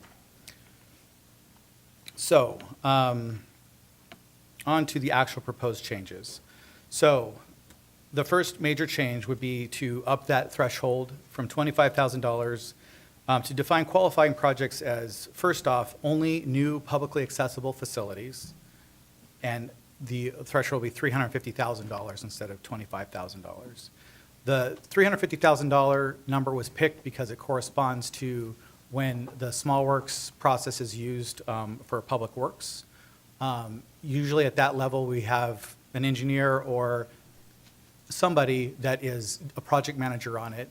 They get more attention than your standard, like, small maintenance project. Often our maintenance projects, especially ones that are like at the $25,000 level, are being implemented by our lead, one of our lead parks workers. So they don't have the capacity necessarily to also be running an arts project on the side. The definition explicitly excludes maintenance, refurbishment, or renovation of existing facilities from the arts requirements. It also makes it clear that we're going to calculate the amount of art contribution that's based on the amount of a building that's accessible to the public. We would do that at the time of contract award. So oftentimes what happens with a large public construction project is we will have a contingency, or sometimes we just have cost overruns. The project fluctuates a little bit as you start to dial it in. There's unknown conditions in the ground that you don't know are even there until you start digging. And so often the amount that we end up paying might be more than we originally planned, and to reevaluate the value of the art midstream is problematic for staff. It also, at the suggestion of council, the new language would explicitly exclude the contingency amount from that authorization, from that calculation for the arts. The language also requires that art be used at the facility that's being built, at the new building, unless council explicitly says otherwise. So the default would be that it would be in a publicly accessible place in the new building or the new facility. And if that's not possible, either because it's just physically not possible, or there's some legal or funding mechanism constraint, we would come back to council and say, we need to put this somewhere else, or decide something else to do with this money. The new ordinance also defines what a project art selection team is going to be. So some of the council has expressed confusion that we kind of have a different process every time on how we select the art. This makes it very clear that council will appoint an art selection team. At committee, it was determined that we should add at least 2 arts commissioners to that committee at all times. So that's the default. There'll be two arts commissioners, and then council's free to add whoever they think is appropriate, themselves, staff, community members, whoever you think is appropriate to that art selection committee. If council does not act, then the default would be the art commission, would be the art selection committee. And then we have just language and grammar corrections throughout in an attempt to be uniform. Hopefully, we achieve that. So many policy considerations. We've talked about this at committee. The main one is oftentimes when we're doing specifically maintenance projects, they can be quite expensive. For example, we're getting multiple bids on the roof of this building, and they're all in excess of $1 million at least. It's often coming at a time where we haven't budgeted, and it's kind of an acute need, and we're already kind of in distress. And that's, I think, why historically the city has not applied this program to maintenance projects, because we're already kind of behind the 8 ball, and we are trying to scrounge up money to fix something that needs to be fixed, and adding more money to that task seems imprudent. So that said, we did go back historically and look. It's very hard to track this over time because it's not a category that we have tracked. We haven't ever categorized capital works projects over $25,000. We have to manually go back and search. So Mr. Gerwin, on his own, went back and looked at all of the capital works projects that his department has done in the last 10 years, and those that are over $25,000 would have amounted to about $159,000 contributed to arts over 10 years. So that's just a ballpark idea of what the impacts to the city. So it's not a significant financial impact to the city over 10 years. I would say the bigger burden has been logistics and just throwing it in the mix when we're already doing, we're already looking for money for something that we can't really fund has been difficult. So the only other thing that I would add is we've talked about this a lot, and hopefully we've come to some sort of agreement on where we're at. But if not, if council wants to reevaluate these policies, I think it's important that you consider the impact of staff as far as managing these art projects.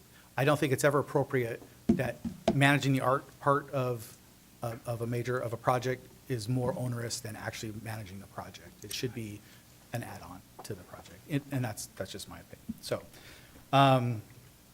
that is a brief overview, and I think we should have a discussion. The mayor's recommendation is to approve the proposed ordinance.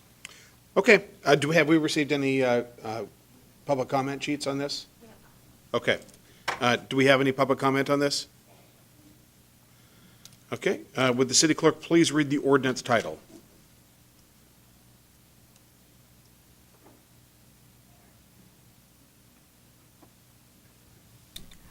Council Bill 940, ordinance relating to the Art in Public Places Program, and ordinance of the City of Federal Way, Washington, relating to the Art in Public Places Program, amending Federal Way Revised Code as detailed in the written title. All right, thank you. Councilmember Sessoms, do you have a motion? I do. I move to forward the proposed ordinance to the July 21st, 2026 council meeting for second reading and enactment. Second. Been a motion, a second. Is there any discussion? I have some questions. Absolutely. Oh, but they can go first. Okay, let's just go right in order. Councilmember Suffolk Dawson? Councilmember Moore? Oh, they're just getting ready to vote. Okay. Council President Honda? I'd like a definition of what is a publicly accessible facility. It's listed here, and I have a reason for asking that question. I don't think we've defined that term. I would use the Webster's Dictionary definition. If the public is allowed to be there, it's publicly accessible. So when I think of the public art we've done before on buildings that are city-owned buildings that we build, for instance, the new maintenance yard, the public art is the fence and what is going on the fence. So the building may not be accessible to the public because it's where staff is doing things that we don't want the public exposed to, but the public is exposed to the building. And so I would say that that we should have, if when we build a new building, it's going to be seen by the public, and that the art should be on the, we should be doing public art on that building, because the building's going to be seen by the public, and the art can be on the outside of the building. Could be a bench, it could be a fence, it could be a statue, but we should still do the 2% for the public art, in my opinion. And just, that is not how it's written right now, so if that was the intent of council, we would need to make that clear. Public accessible would mean able to enter the building. So that, in that circumstance, I do not believe that this ordinance would cover. So if we built, for example, if we built a building that is never going to be accessible to the public, say a police substation that the public is just never going to go into, that is not a public accessible building, even if you can see it from the street. So if the majority council wants a policy that contemplates art on the side of the building, we would need to redraft the ordinance. All right. Council President, did you have another comment or question? No, but I would like to see, I would like to see that change in the ordinance. Okay. Councilmember Sessoms? Yeah. My question is similar, but I'm going to use a different word or describe a different scenario. So let's say the PAC, we wanted to put a mural, commission an artist to paint the mural on the PAC. The PAC's already built, so would this ordinance cover it retroactively or no? It would not. It would. We already have the art. So you're That was just a an example. hypothetical, like had we not done that? So I would say that's a Oh. renovation. That would be a renovation example? Okay. So had we not done it for some reason, okay, so we're not going, so the statute. I understood the question to be, if we decided to paint a mural and say it costs us $100,000, would there also be a 2% of the arts added to that? Because it's, well, I guess it'd have to be over $350,000. So if we did an art project that's over $350,000 to an existing facility, would we also add art? Is that correct? Oh, okay. No, we would consider that a renovation. An improvement? Yeah. I'm trying to be very clear that this contemplates new construction. Okay. Okay, Councilmember Hamilton? Thank you, Chair, and thank you, Ryan, for bringing this to us. We've talked about this a lot and at length at this point, which is, it's been a good discussion. I think we've worked through this and made some changes that were needed. I see this as more of a cleanup ordinance, and I mentioned this when we talked about it in committee. It's a cleanup ordinance to reflect really current, long-standing practice and interpretation of what we currently have. And I am very pleased that we are keeping 2%. And not reducing it to 1%, which is what most cities have. And I think that keeping it at 2% is a reflection that our city and our council, that we do support the arts. And I'm glad to see 2% kept in there, and I look forward to all the wonderful art that will be in our city. Also, I just want to explain that I have been asking in committee meetings,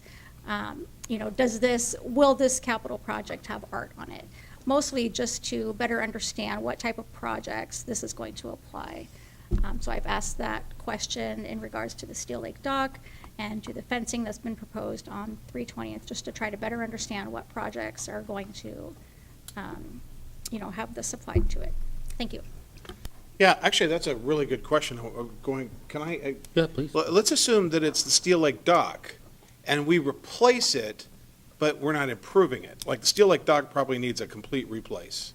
So, maybe, I mean. If it was a complete demo and we're building a new thing, I would say that's new construction. But if we're just remodeling the existing dock, it would not cover it. Okay. Renovation versus new construction. And, For this is. example, if we demo a building and build a new building, that's new construction. Right.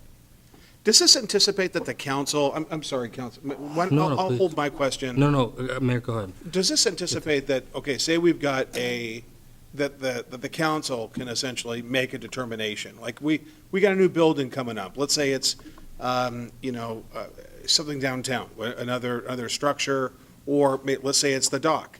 and there's been a determination that that doesn't qualify. Could the council then basically weigh in and say, excuse me, we disagree, and this does require 2%?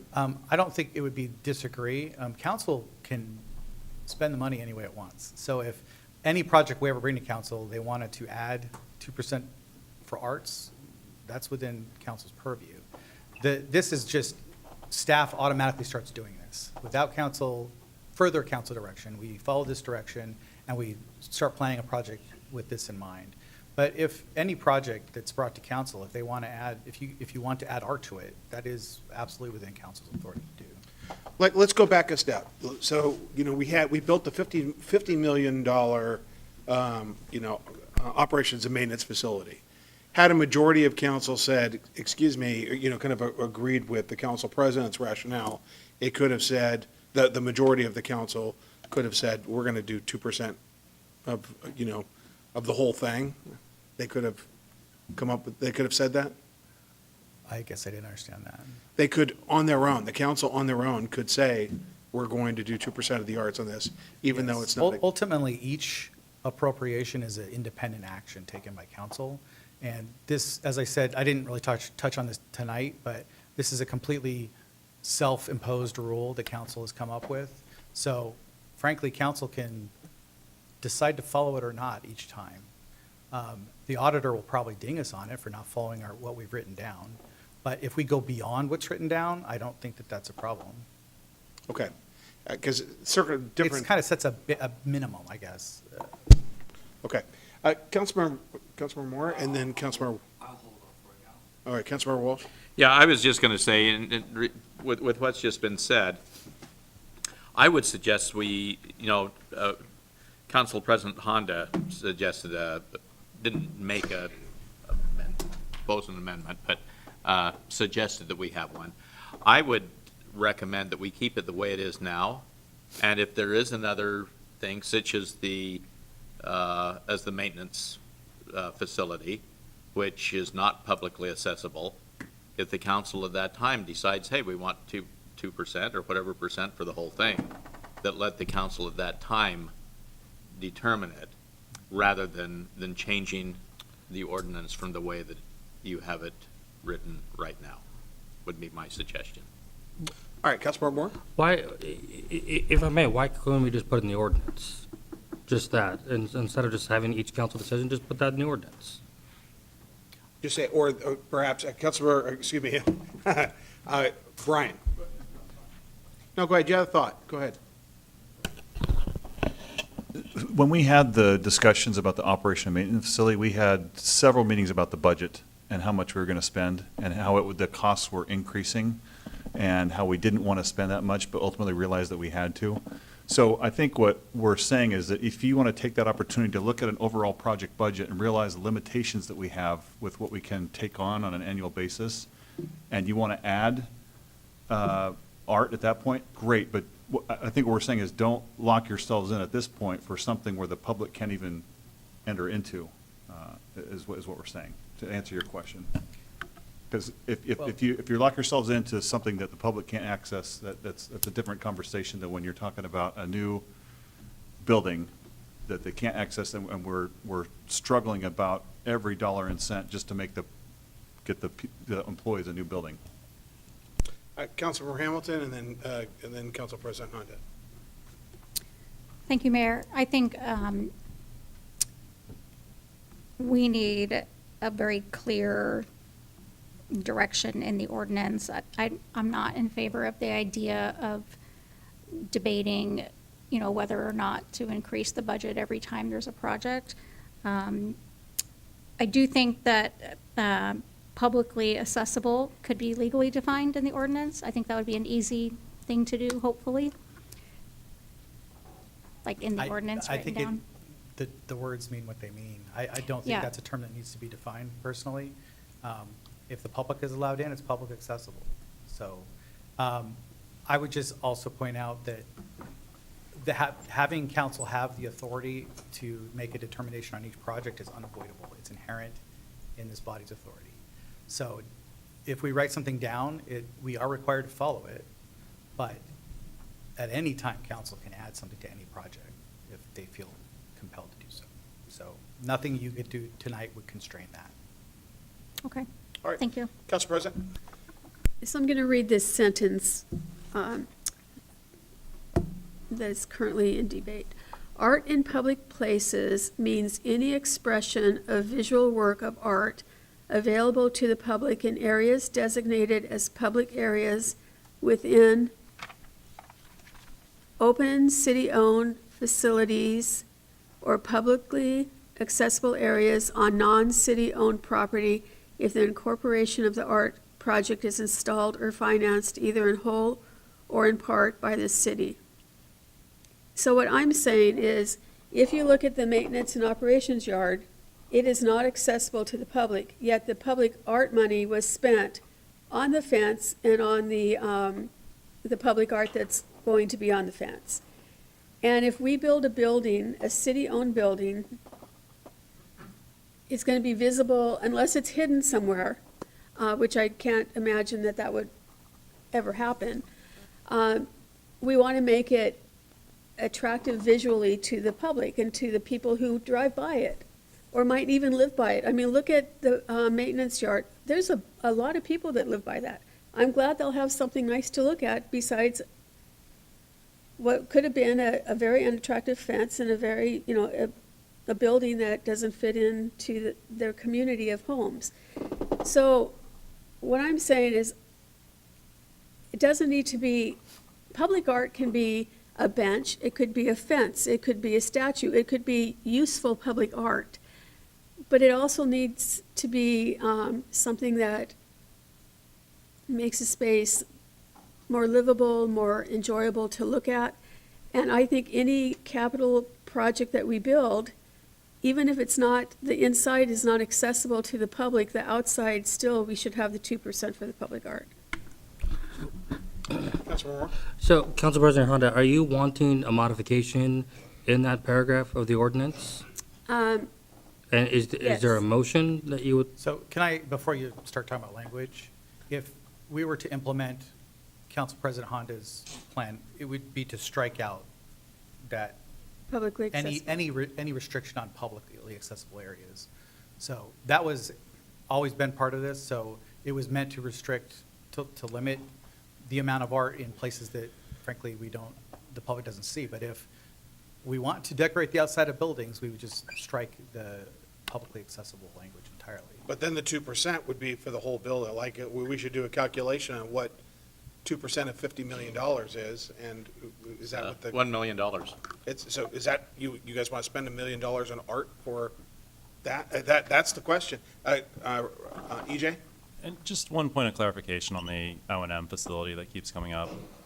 I think the conversation in part that started this is whether or not just the portions of that facility that are publicly accessible, which does include a large area, to your point, Council President, along the frontage behind the right-of-way to that fence, as well as the lobby, the conference room, the public parking. Like there are publicly accessible elements in that project, and whether or not the 2% for art should be funded based on that calculation, or if it's the calculation of the entire project. So to your point of bringing up a bench or something on the fence, that would have been well within the scope of the funding associated with what is publicly accessible on the O&M facility that's being used as an example.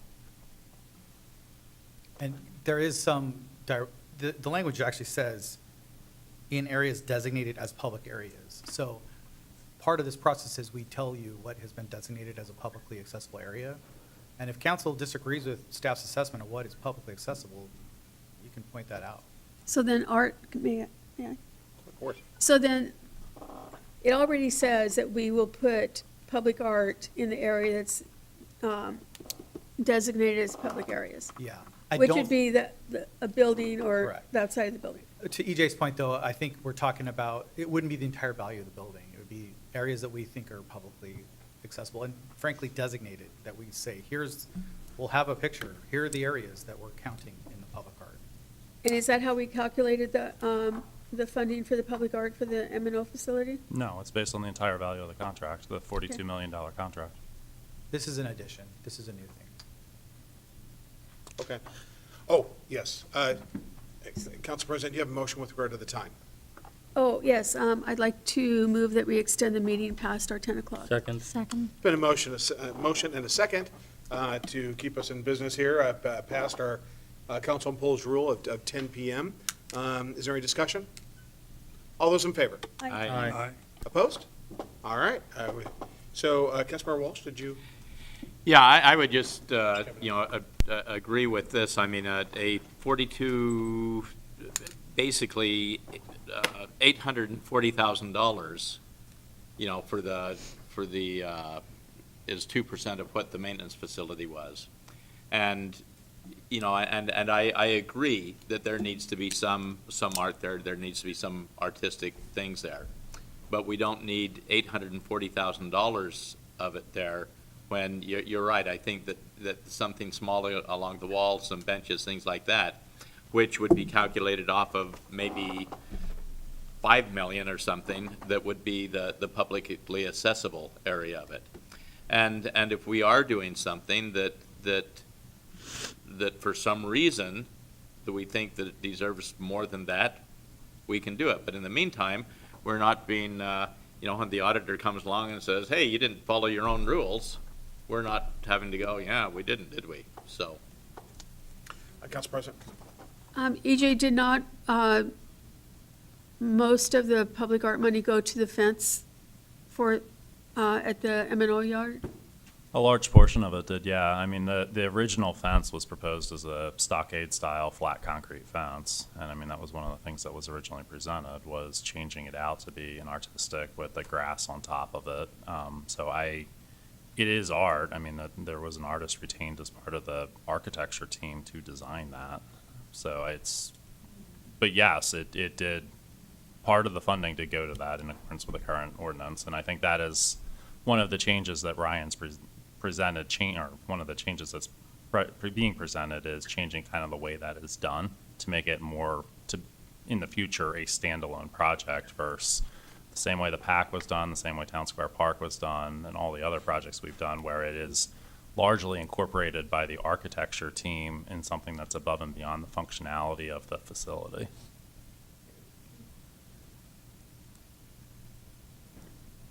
We certainly could have just done a plain 10-foot tall concrete flat wall and painted it brown and met all of the code requirements. So if you did not have the funding of the 2%, you would have just had a fence that was not as attractive? I'm saying that would have been an option, yes. Okay.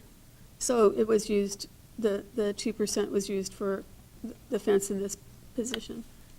And the art on top of the fence, right? Right. Yeah, and I mean, there's a very sizable contract for the art that's being designed currently. Like, I think it was 179,000. That sounds about right, So- correct? So is there any need to change? Does this sentence say what I'm trying to get across? No, not if we'd use the entire value of the building and then decorate the outside of an inaccessible building. So No. it would be a portion It would be a of, portion of the property that's accessible to the public. which I don't have a problem with that. I just think that we need to do something. Yeah. So how would I That- word that in a motion? Well, no, that's how it's written right now. Oh, that's how, okay, so if that's understood of what we are going to do with it, then I'm okay with it. That is our intent. And once again, on a major project, we would designate what a public accessible area is as part of the plan, and we would show it to council and say, here's our calculation based on this map of what's accessible. And 2 arts commissioners would be involved. Right, at whatever, 25% completion or whatever. The selection team is an entirely different thing too. Like, this is just determine how much money we're gonna spend.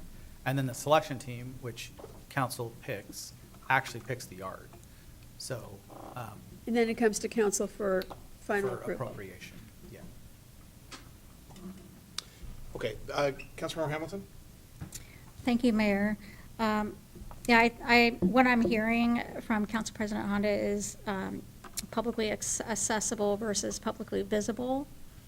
And so, in my mind, because something's visible wouldn't necessarily mean that it's accessible. So that was why I was kind of thinking about further defining publicly accessible. But I would caution, my worry, if we,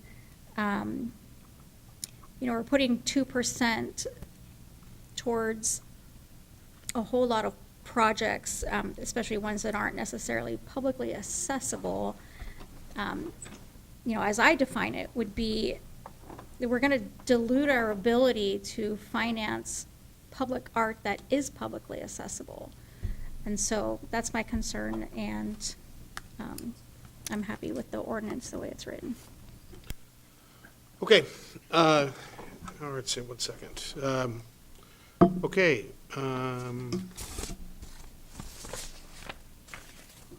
So there's been a motion, there's been a second, there's a discussion. All right, all those in favor of Council Bill 940? Aye. Aye. Opposed?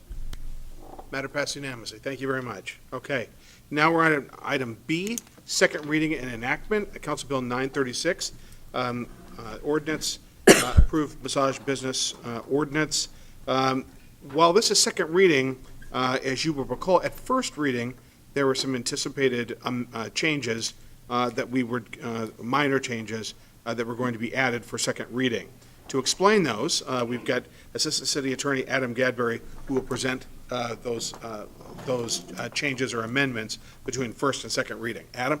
Correct. Good evening, Mayor, Council President Honda, and council members. A unique treat for you all. You have all three civil attorneys presenting tonight, so this is fun.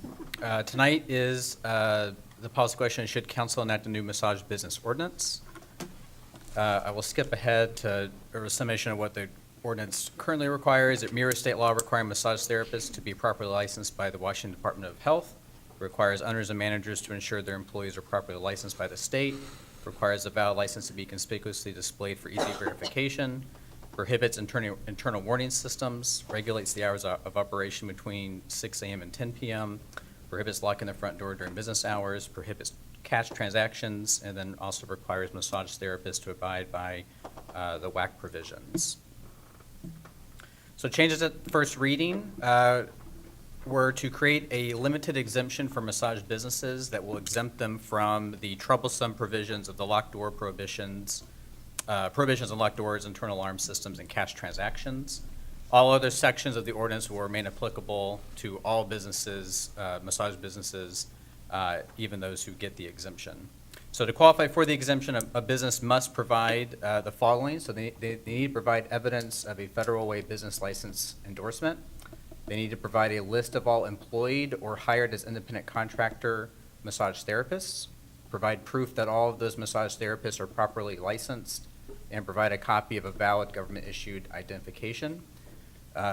Businesses applying for the exemption also have to consent to an inspection of the business by law enforcement or Seattle-King County Health or South King County Fire.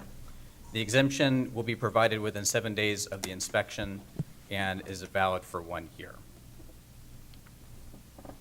So your options tonight are adopt the proposed ordinance or do not adopt the proposed ordinance and provide direction to staff. The mayor's recommendation is option 1.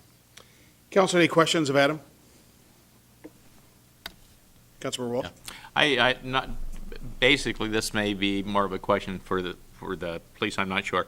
I know that the massage therapists here were concerned about how legitimate massage therapists be notified and how that procedure would be for, granting that exemption. And could we just hear a comment on how that would be done? It seems to me as though it could be pretty easily done without having to delay how long before the ordinance went into effect like they're concerned about. But could you kind of clarify that? Sure, correct. The business would contact the police department. We would send them an application. They would complete the application, and then we would come out and do the inspection. Okay. And so this is second reading and enactment now. So to take effect in what does it? 30 days. 30 days. 30 days. So basically, within that 30 days, they'd have time to be able to take care of all of that. Absolutely. if I could just add, when Ms. Chen spoke, it highlighted the magnitude of the problem that we're facing in our community, that she is being solicited for prostitution like on an ongoing basis. Also, the Massage Therapy Association sent a website link, and I looked at it, and it listed Federal Way as having 65 illicit businesses. And when I looked at other cities of comparable size, I mean, we are way over the top. And I'm telling you, I'm asking the policy group, no more delays. We need this ordinance to reverse this trend. So, thank you. I agree there wholeheartedly. May I suggest also, I mean, just aside from the ordinance, that, a few months ago, that there's been some challenges with safety and things like that in some of the churches and faith-based areas. And the police department sponsored I'm not quite sure that, not a workshop, but an informational meeting open to the faith community on what they could do to protect themselves in case of a problem. May I suggest that maybe the police offer a informational thing for the massage therapists on what they can do to address some of these concerns that they have on the illicit, the trolls and things like that they're concerned about. Sure, we can certainly look at it. We would certainly not object to any meeting and explaining and personal safety. Sure. So, okay, thank you. All right, Council President Honda, and then Councilmember Hamilton. Thank you. So how will the massage businesses know that they need to contact the police department to request an exemption, an inspection and an exemption? Sure. The Washington State Massage Therapy Association, they can certainly put the word out. From a police department perspective, it'll be complaint-based. When we come in contact with the business, we'll explain the law. We're not going to enforce the law on the spot. We're going to give fair opportunity for businesses to comply. So they'll fully understand, and they'll also understand there's an application process. They can fill it out, and then we'll take a look at their business. So I'd like to talk a little bit about the ordinance, and I agree that it should be passed tonight, but I don't want this to be the end of the discussion, because everybody up on this dais, including the mayor, have been talking about human trafficking. And this ordinance doesn't necessarily address human trafficking. What we've been told by the experts is that when one of these places is closed down, they move to another location, another city, another maybe state, and they take everyone with them. And so what I would like to see us as a council do, Senator Tina Orwell, who's just over in Des Moines, sponsored a bill last year, SSB 5936, concerning prevention and remedies for human trafficking. The bill didn't make it through, but she does intend to bring it back in 2027.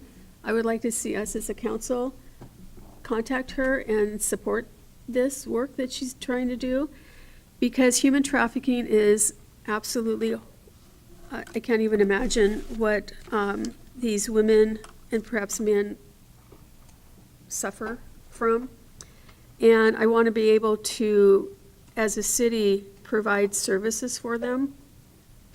So I would like for us to continue working on this issue, because the issue of trying to address human trafficking isn't, these places are closed down, we're not helping the people in the places necessarily. They're just going to be moved to another location. If you click on, I was on a website today, and I clicked on services for human trafficking, and it has all the different counties. And if you click on King County, there's many, many places you can click on. Most of them are counseling. One of them was the Salvation Army in Seattle provides housing, and treatment for survivors of human trafficking. But that was pretty much the only place that I saw that provided some housing, because when they ask to get out of human trafficking, they're going to need housing, they're going to need medical care, they're going to need psychological care, they're going to need a lot of services. And I would just like us to continue working to help victims of human trafficking. I think that we've done that before as a city. We had the organization for many years here in Federal Way, and I don't want us to pass this ordinance and think that we're doing something to help those victims of human trafficking, because what we're doing is closing the massage businesses down that are illicit. I agree with that, but I do want to be a city that is working to get rid of human trafficking. And so I'd like us to continue working on this. Okay, Thank you. thank you. Councilmember Hamilton? Thank you, Chair, and thank you, Council President Honda, for your thoughts about human trafficking. I am happy to support any legislation that is going to hold human traffickers accountable, because I want the message to be that human trafficking is not going to take place in Federal Way. Now, as far as the massage parlor ordinance,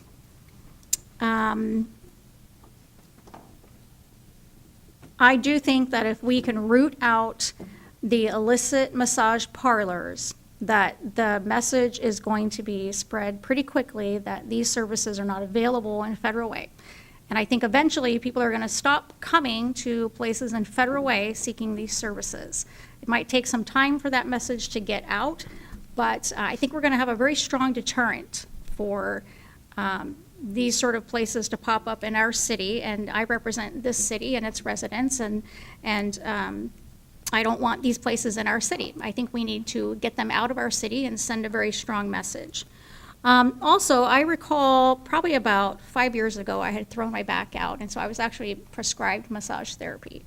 And one thing I noticed in the office was signage and then paperwork that I had to sign in on the website. It said something to the effect of requests for inappropriate sexual services will result in termination of appointments and will be reported to law enforcement. And I thought, wow, that's a pretty strong statement. If I was someone looking for sexual services and I knew that if I asked for that and that it was going to be reported to law enforcement, I probably wouldn't go there. So I invite the massage industry to partner with us in rooting out these bad actors, and I'm sure that, taking those types of proactive approaches, to try and deter these kinds of people, requesting this kinds of thing, that would be much appreciated. My last comment is just, I have a lot of empathy for people in this industry who are constantly harassed for these kinds of services. I understand that state law preempts any ordinance we would have, but do we have any ability to create maybe like a Federal Way Municipal Code ordinance for this type of harassment specifically, where it can be reported? And I'm just throwing that out there as an idea.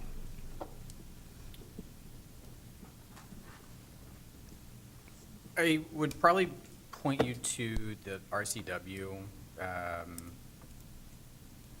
9A88.110, where it says a person is guilty of patronizing a prostitute if he or she solicits or requests another person to engage in sexual conduct with him or her in return for a fee.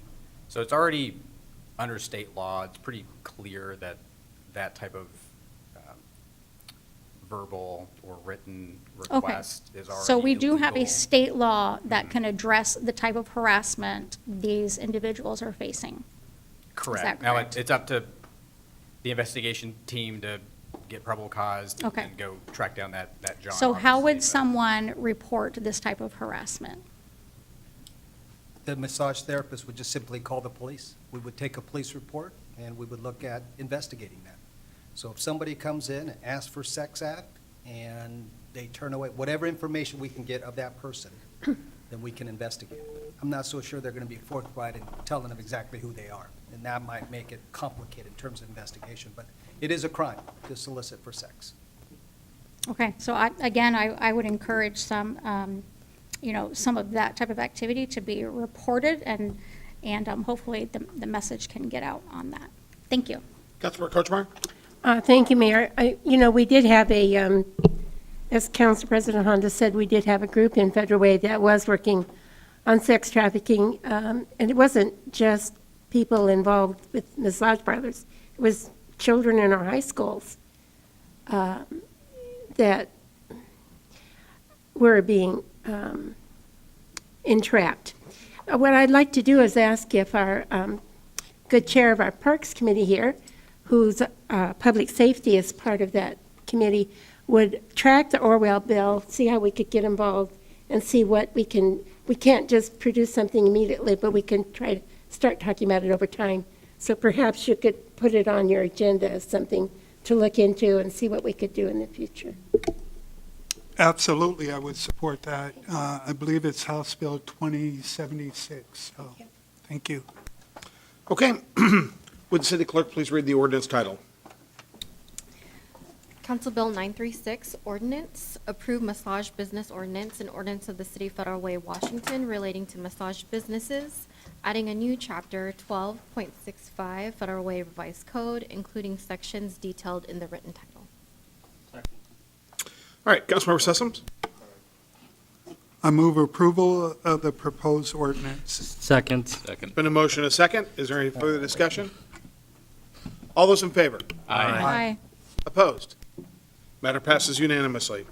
I'd like to thank the Massage Ordinance Association and Ms. Jen, thank you, and everybody that's been involved in this. Item C, second reading and enactment, Council Bill 939, Ordinance 2020-25 to 2026, Biennial Budget Amendment Number 3. And Finance Director Steve Groom is available if there are any questions. Would the city clerk please read the ordinance title? Council Bill 939, ordinance 2025 to 2026, Biennial Budget Amendment Number 3, an ordinance of the City of Federal Way, Washington relating to amending the 2025-2026 biennial budget. All right, Councilmember Kochmar?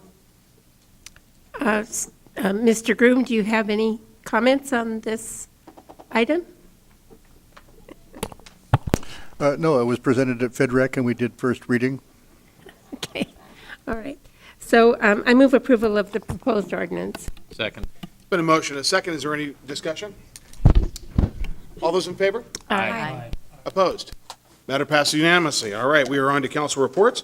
First meeting of the month, we'll start with Councilmember Sapadawson. Thank you, Mayor.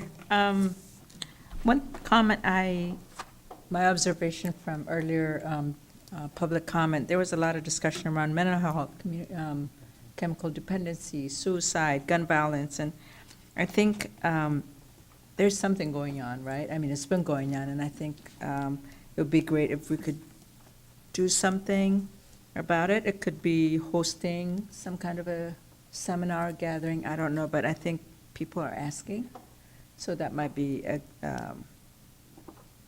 good idea, and this, just for us to pay attention and to be responsive to those questions, because we probably don't have a place where it lands, but I think it's something that we should pay attention to. And then I read somewhere that addressing homelessness, it says during the one-night count, I think they changed the name. What is it? The one-night count. I forgot what it's called. Right. What is now, but they observed that there was a 9% increase between 2024 and 2026, and the shelter beds are not available due to lack of bed, so too many people needing shelters. And then, when we talk about race, a lot of people think race doesn't matter, but disparities and most highly impacted is the American Indian, Native, and indigenous population as highly impacted by homelessness. And one of the reasons cited was job loss, eviction, and or increase in rent. And I think this impacts and affects a lot of people. And I know it's easy for people to criminalize homelessness or people experiencing homelessness, but I think when it's talking about why people are homeless, I think is more important than looking at them and saying they're drug addicts or whatever. And I say this because of my personal experience for 10 months where I did not have a home. And by no fault of mine, I just couldn't afford. And so I think that's something we really need to also focus on. And we also know that Washington State needs 1.1 million over the next 20 years. And so something just to know, if we don't hit that mark, people are going to be homeless. And so I don't know how we address it, and I don't think we can ever get rid of it, but it's something I think we need to continue. We can't arrive. I think that's where I'm going with this. And then I also attended the AWC conference last week, and there were some great topics. I wish we had more time, or I wish there were some that were repeated. That did not happen this time.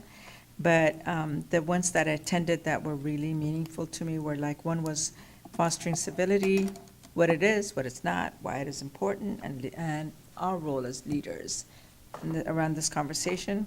I also attended Visioning Your Community's Future Path was another topic, and then, again, housing policy and practice, and then civic engagement and community trust.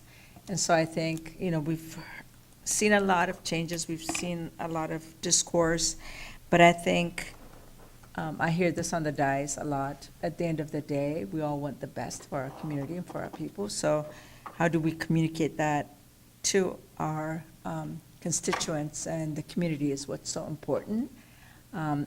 What they see and what they hear here could be something that we don't intend to communicate to others, but at the end of the day, I think we just want to make sure that people understand. I think we all mean well, but it's just a matter of how we communicate those differences, disagreements, and so just some highlights that I got from this conference and how I personalized or internalized it. So I think with that, I end my report. Thank you for the time. Great, thank you. Councilmember Moore? Thank you so much. Well, to my colleague to my right, Councilmember Seferdowson, I like your nails. They're very colorful if you haven't seen it. Sorry, I like to, Council President, Ooh. yeah, there you go. Yeah. Sorry, I just felt like I needed to say that. Well, it's good to see everybody. I was the one council member that did not attend AWC conference because I was daddying. Some people would like to call me Mr. Mom. So my wife was out of town and doing much needed family with in Arizona. And so I got to stay home with the kiddos and, do what every dad does. So that being said, I look forward to going to it next year, and I know that having attended nearly 8 times of my 8 years in service as a council member prior to this term, I know that there's just a lot of wealth of information, and the opportunity to connect with other elected officials is always a great thing, and it's good for the soul as well. So with that, some events that have been talked about already, but I'll put a little bit of my perspective on it. And that's, on the week / weekend that I had the kiddos to myself, it was a fun day. We went everywhere. We first started at the Federal Way Farmers Market, and so that was always a lot of fun, and whereupon I was pleased to hear Council President Honda mentioning that kids get the $5 coupons. So we took advantage of that. So we got $10 for 2 kids. And so they actually got to pick out cherries and apples. So they were delicious, and so it's always good to get it from a fresh market. So yeah, so that was a fun little experience. And then of course, we got to go see Movie in the Park. Is that what it's called, Movie in the Park? Zootopia 2. Zootopia 2. Happened to sit next to an interesting human being. Happens to be the mayor. And it was actually kind of fun to observe the mayor. He's very particular in how he wanted to set up, because it's a very serious business, you know, and it was always good to hear a young adult laughing and smiling at throughout the one-liners of that movie. It's a good movie. It's a very good movie. So, and the kids liked it, and it was just fun. I mean, it was just fun to see a lot of kids there and a lot of families there experiencing that whole event. And I think my wife was shocked that I was able to make it happen, you know, and you saw the setup that we had. Yeah. I think I did okay in that. So, and also, obviously, the World Cup, and our new Parks Director, Jason Gerwin, stated this as well. But this is just my perspective. As much as there's negative things that are happening around us, there are good things that are happening here in Federal Way. There are good things that are happening in Federal Way. I've had the pleasure to when I was first elected to the City Council in 2013, I remember what that law used to look like. To be there when Mayor Farrell was first elected and to see where it's at today, that was a bold vision. That was a vision with energy, and that's what I'm looking forward to seeing with Tanya leading as our Economic Development Director, and us as a city. But there's just the Civic Plaza, I think, is a really exciting concept, and I think it's the start of something new. Is that a song? There's a song there.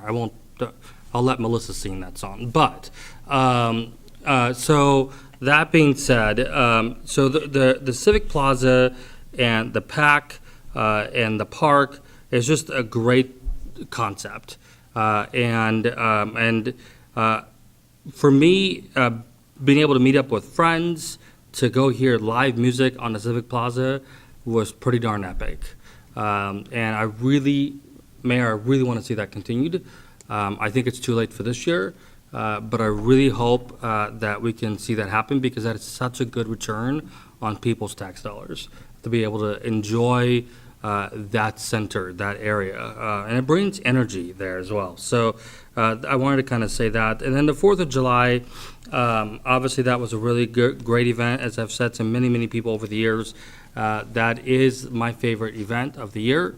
I always look forward to that. I want to do a shout out to the Parks Commission for doing surveys. And whoever idea was to put Karen on to talk to everybody and ask them questions was perfect, because I saw her getting to people. And I know that she's there. Oh, that was the mayor that decided that. Karen's good at that. She has a gift and natural talent. And so she interviewed me, and I'm actually looking forward to the surveys. I really would like to see the surveys. And so that's that. And then I appreciated the public's comments and thoughts always. And I will say this, Jeff and I, we disagree on a lot of things, but I appreciate what he said tonight. I respect it. And the fact that he brought up Evan Cook is a great thing. I've known Evan for years. He is an extraordinarily talented man who lives right here in Federal Way, who's just straight up authentic.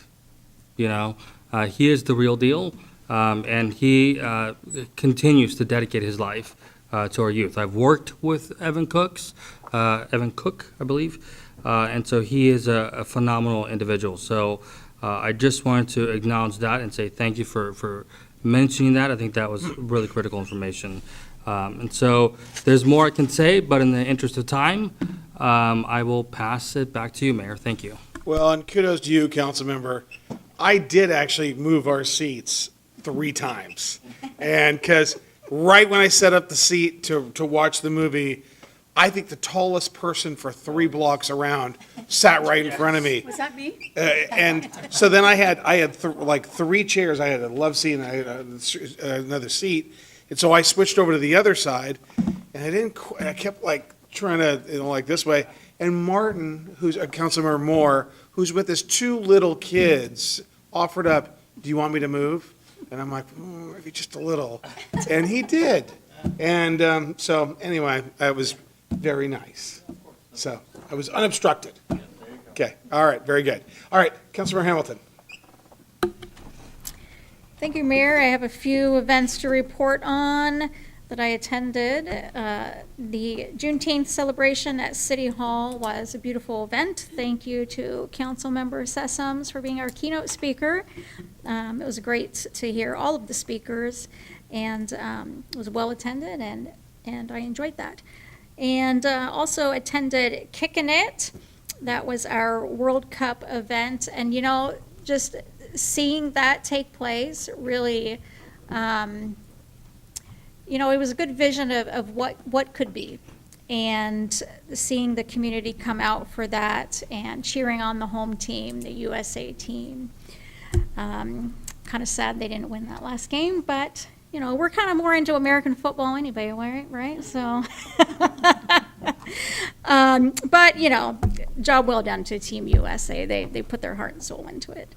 And then also attended the AWC conference with most of my colleagues, and the workshops that I attended a lot of workshops, but some of the more memorable ones were I attended 3 workshops on the budget to kind of prep me for going into budget season here as a city. And then one of the workshops was on indigent defense, and I've spoken at length on this issue, something I'm very passionate about, and that I will keep putting at the forefront is the need for public defense and the funding that's going to happen, and the new caseload standards, and what we have to do as a city with reducing the 10% every year till we get to the new caseload standards. Anyway, I'm going to keep talking about it. And so I attended that, and then I also attended, probably the most interesting one was called Meet People Where They Are At, Health and Housing. And so housing, I think Lydia Sefadossan talked about that, and Councilmember Sefadossan. And something that I'm also very passionate about, and that's why I keep asking about the Red Lion and the Booker House. We do have shelter capacity in this city, last I checked. And it's just a matter of getting people into that housing and getting them to accept the housing. We have a lot of service-resistant folks, and that's unfortunate because the shelter exists. And I'm very concerned when I look at the King County stats and think about how much taxpayer money is going to solve homelessness and reduce homelessness, only to see the stats saying that homelessness is increasing. That is disturbing to me, that we are spending that amount of money to increase homelessness. So I think we need to look at the root causes of homelessness, the real root causes of homelessness, and do better as government. But I'll end it at that, and that's the end of my report. All right, great, thank you. Councilmember Walsh. Yeah, there's a few things I'd like to mention. I'll get through them very quickly, though. First off, the Juneteenth celebration, great job, Councilmember Sessoms, on the keynote speech, a great event, and a very Juneteenth. It's a well-deserved, overdue holiday, and so it was great. Next, the AWC conference. It was great to have Claire Kim there. I mean, one of my favorite things at the AWC conferences each year is that the youth scholarship recipients, they give the best speeches of the whole conference. And Claire did a great job this time. And, a lot of great workshops. Did the middle housing tour. Was quite insightful. I think that we have a lot of potential here in Federal Way. One of the workshops that I like that Councilmember Sefadossan mentioned is the one on civility. And it was basically encouraging cities to have a civility code, so to speak, or I don't remember the exact term that they referred to it.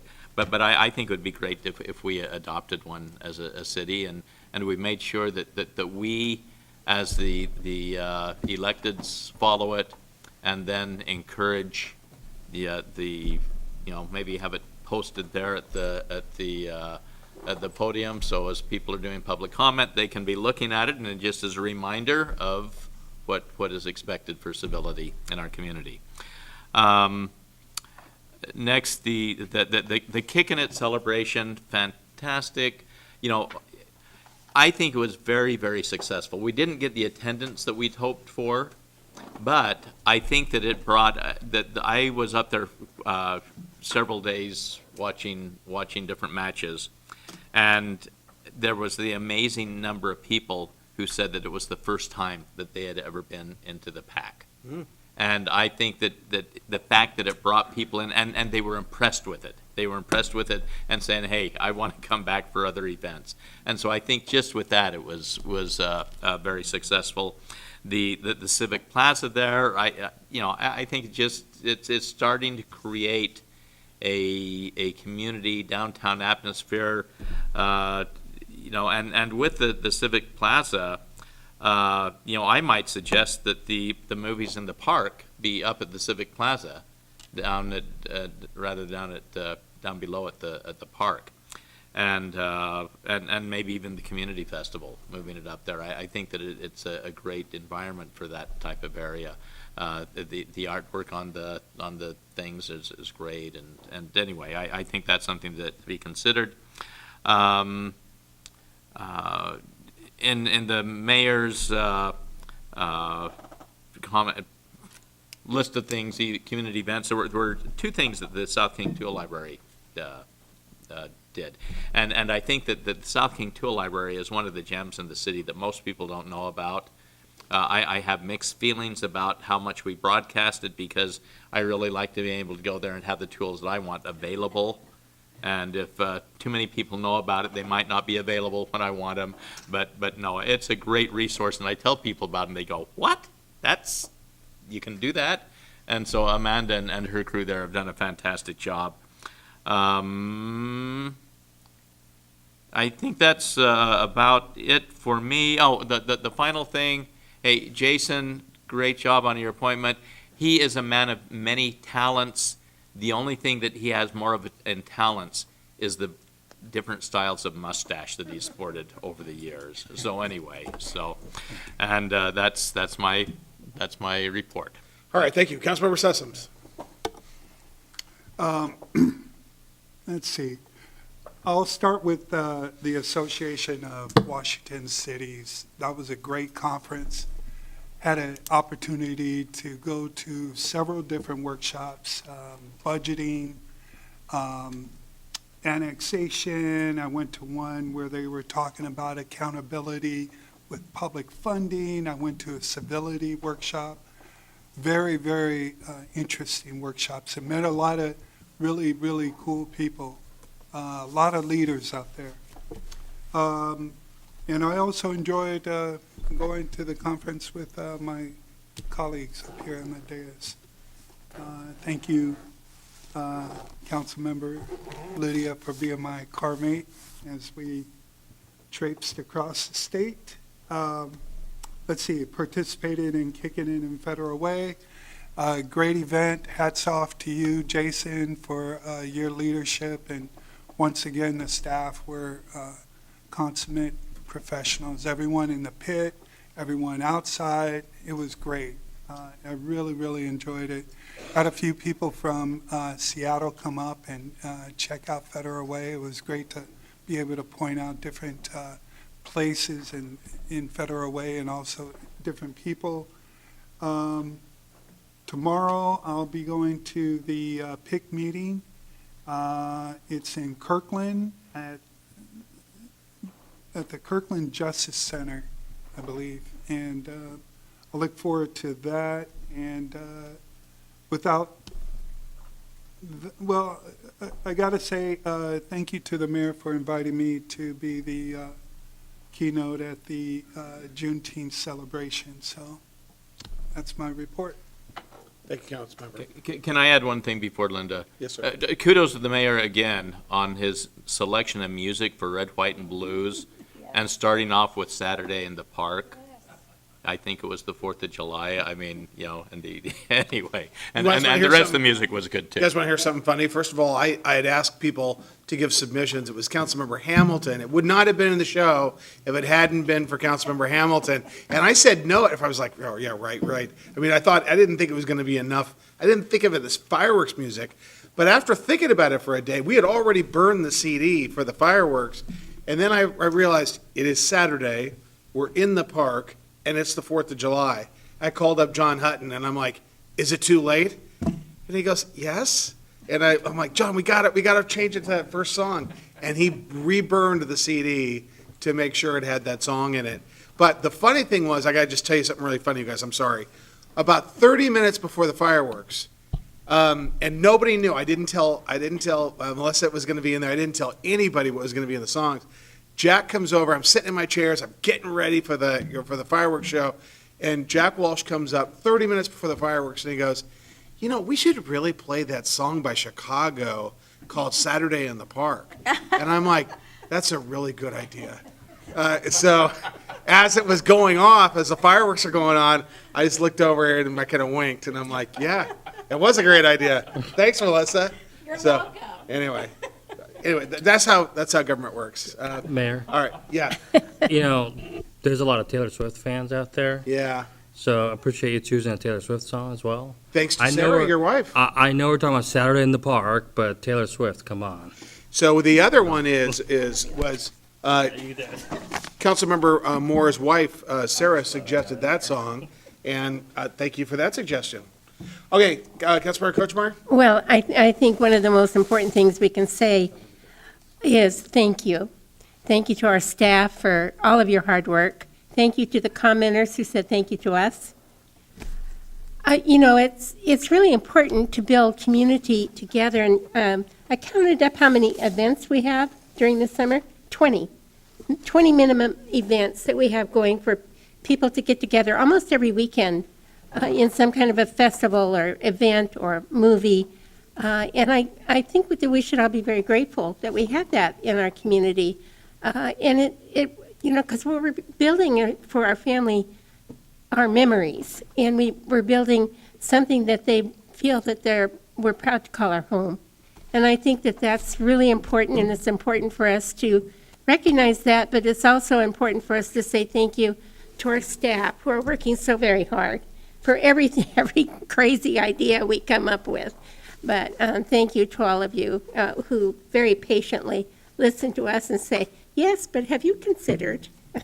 But anyway, and one of the things in the Association of Washington Cities Conference that I went to and I want to tell you about was a discussion of grants.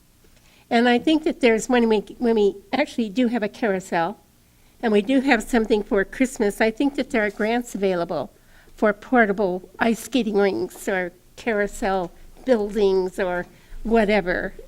We need to have more things in the winter as well as just in the summer to bring our community together, especially when it's so dark out and people feel isolated. They need to have a place to go with lots of lights and excitement, and especially for our young people. We need to have more dancing in the park, sing-alongs, take me home country road, whatever they're doing. Those are things we need to pick up on. So again, my words to you, to the staff, to the public who have waited here till the end, thank you. And thank you to our colleagues and the mayor for their hard work. Thank you.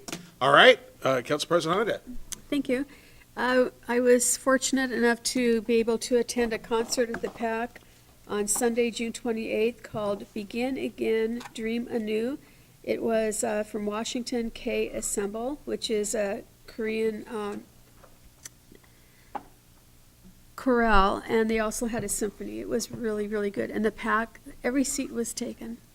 You could not buy a ticket. You had to know someone to get a ticket. Wow. And this is probably at least, could be the third year that it's been sold out like that. So an amazing performance. It was really, really good.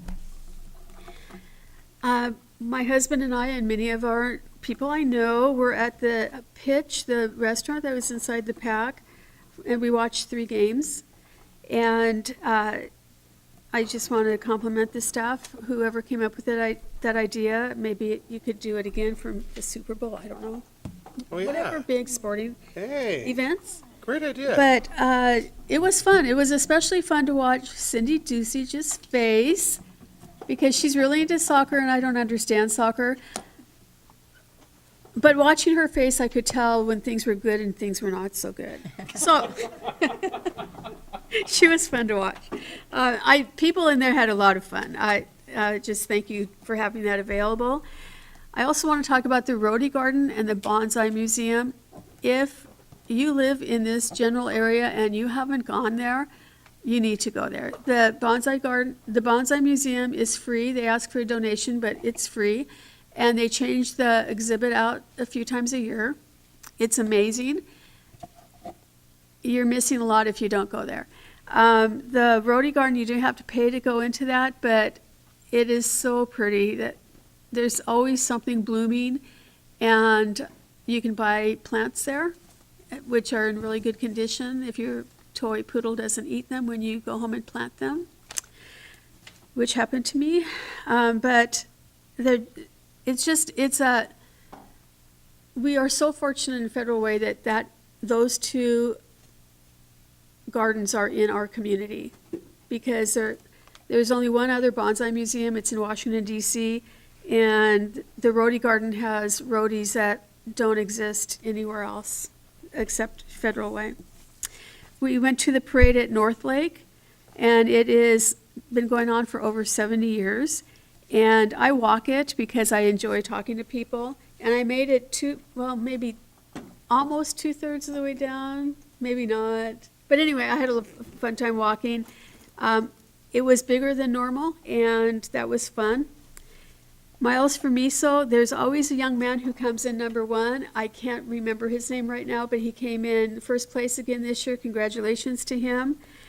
And I'd like to thank two different people tonight. I'd like to thank Amy Glandon for the work she does for council and for making AWC a positive experience for all of us. She made it really easy for us to go there and participate. So thank you, Amy. I know you're in the back, and I know you don't like me saying this kind of stuff, but you deserve it. And I'd like to thank the massage folks who have been here, and thank you, Robin. You have given us a lot of information. You're the experts, and we appreciate the help that you gave us. So thank you very much. Mayor, Yes, can Councilmember? I talk about July 4th for a second? Yeah, of course. One is, when you were talking about music, I think it'd be great, and I've said this to you before, to have music in other languages, might be that uplift and show our diversity. And I think you noticed that my circle was getting bigger and bigger. I didn't know everyone, but if they looked Ethiopian, I'll just speak to them in Amharic and they would join us. So that's how it got bigger. But some people, it was their first time there, and they really enjoyed it. And one person, when it was about time to start, they wanted to go to the other side of the trees. And I had to convince them to stay. It's like, we just get to see the whole thing, like, if you're on the other side. And they were happy they stayed. But I think I've seen a lot of, I did see a lot of other cultures and people from various countries, and I think it would be fun. I don't know how relatable it is to the event, but I think the music might be great to just mix it and come up with other, All right. languages. Well, thank you very much. We'll talk about it next year. Thank you. Okay, great work, everybody. With that, we're adjourned.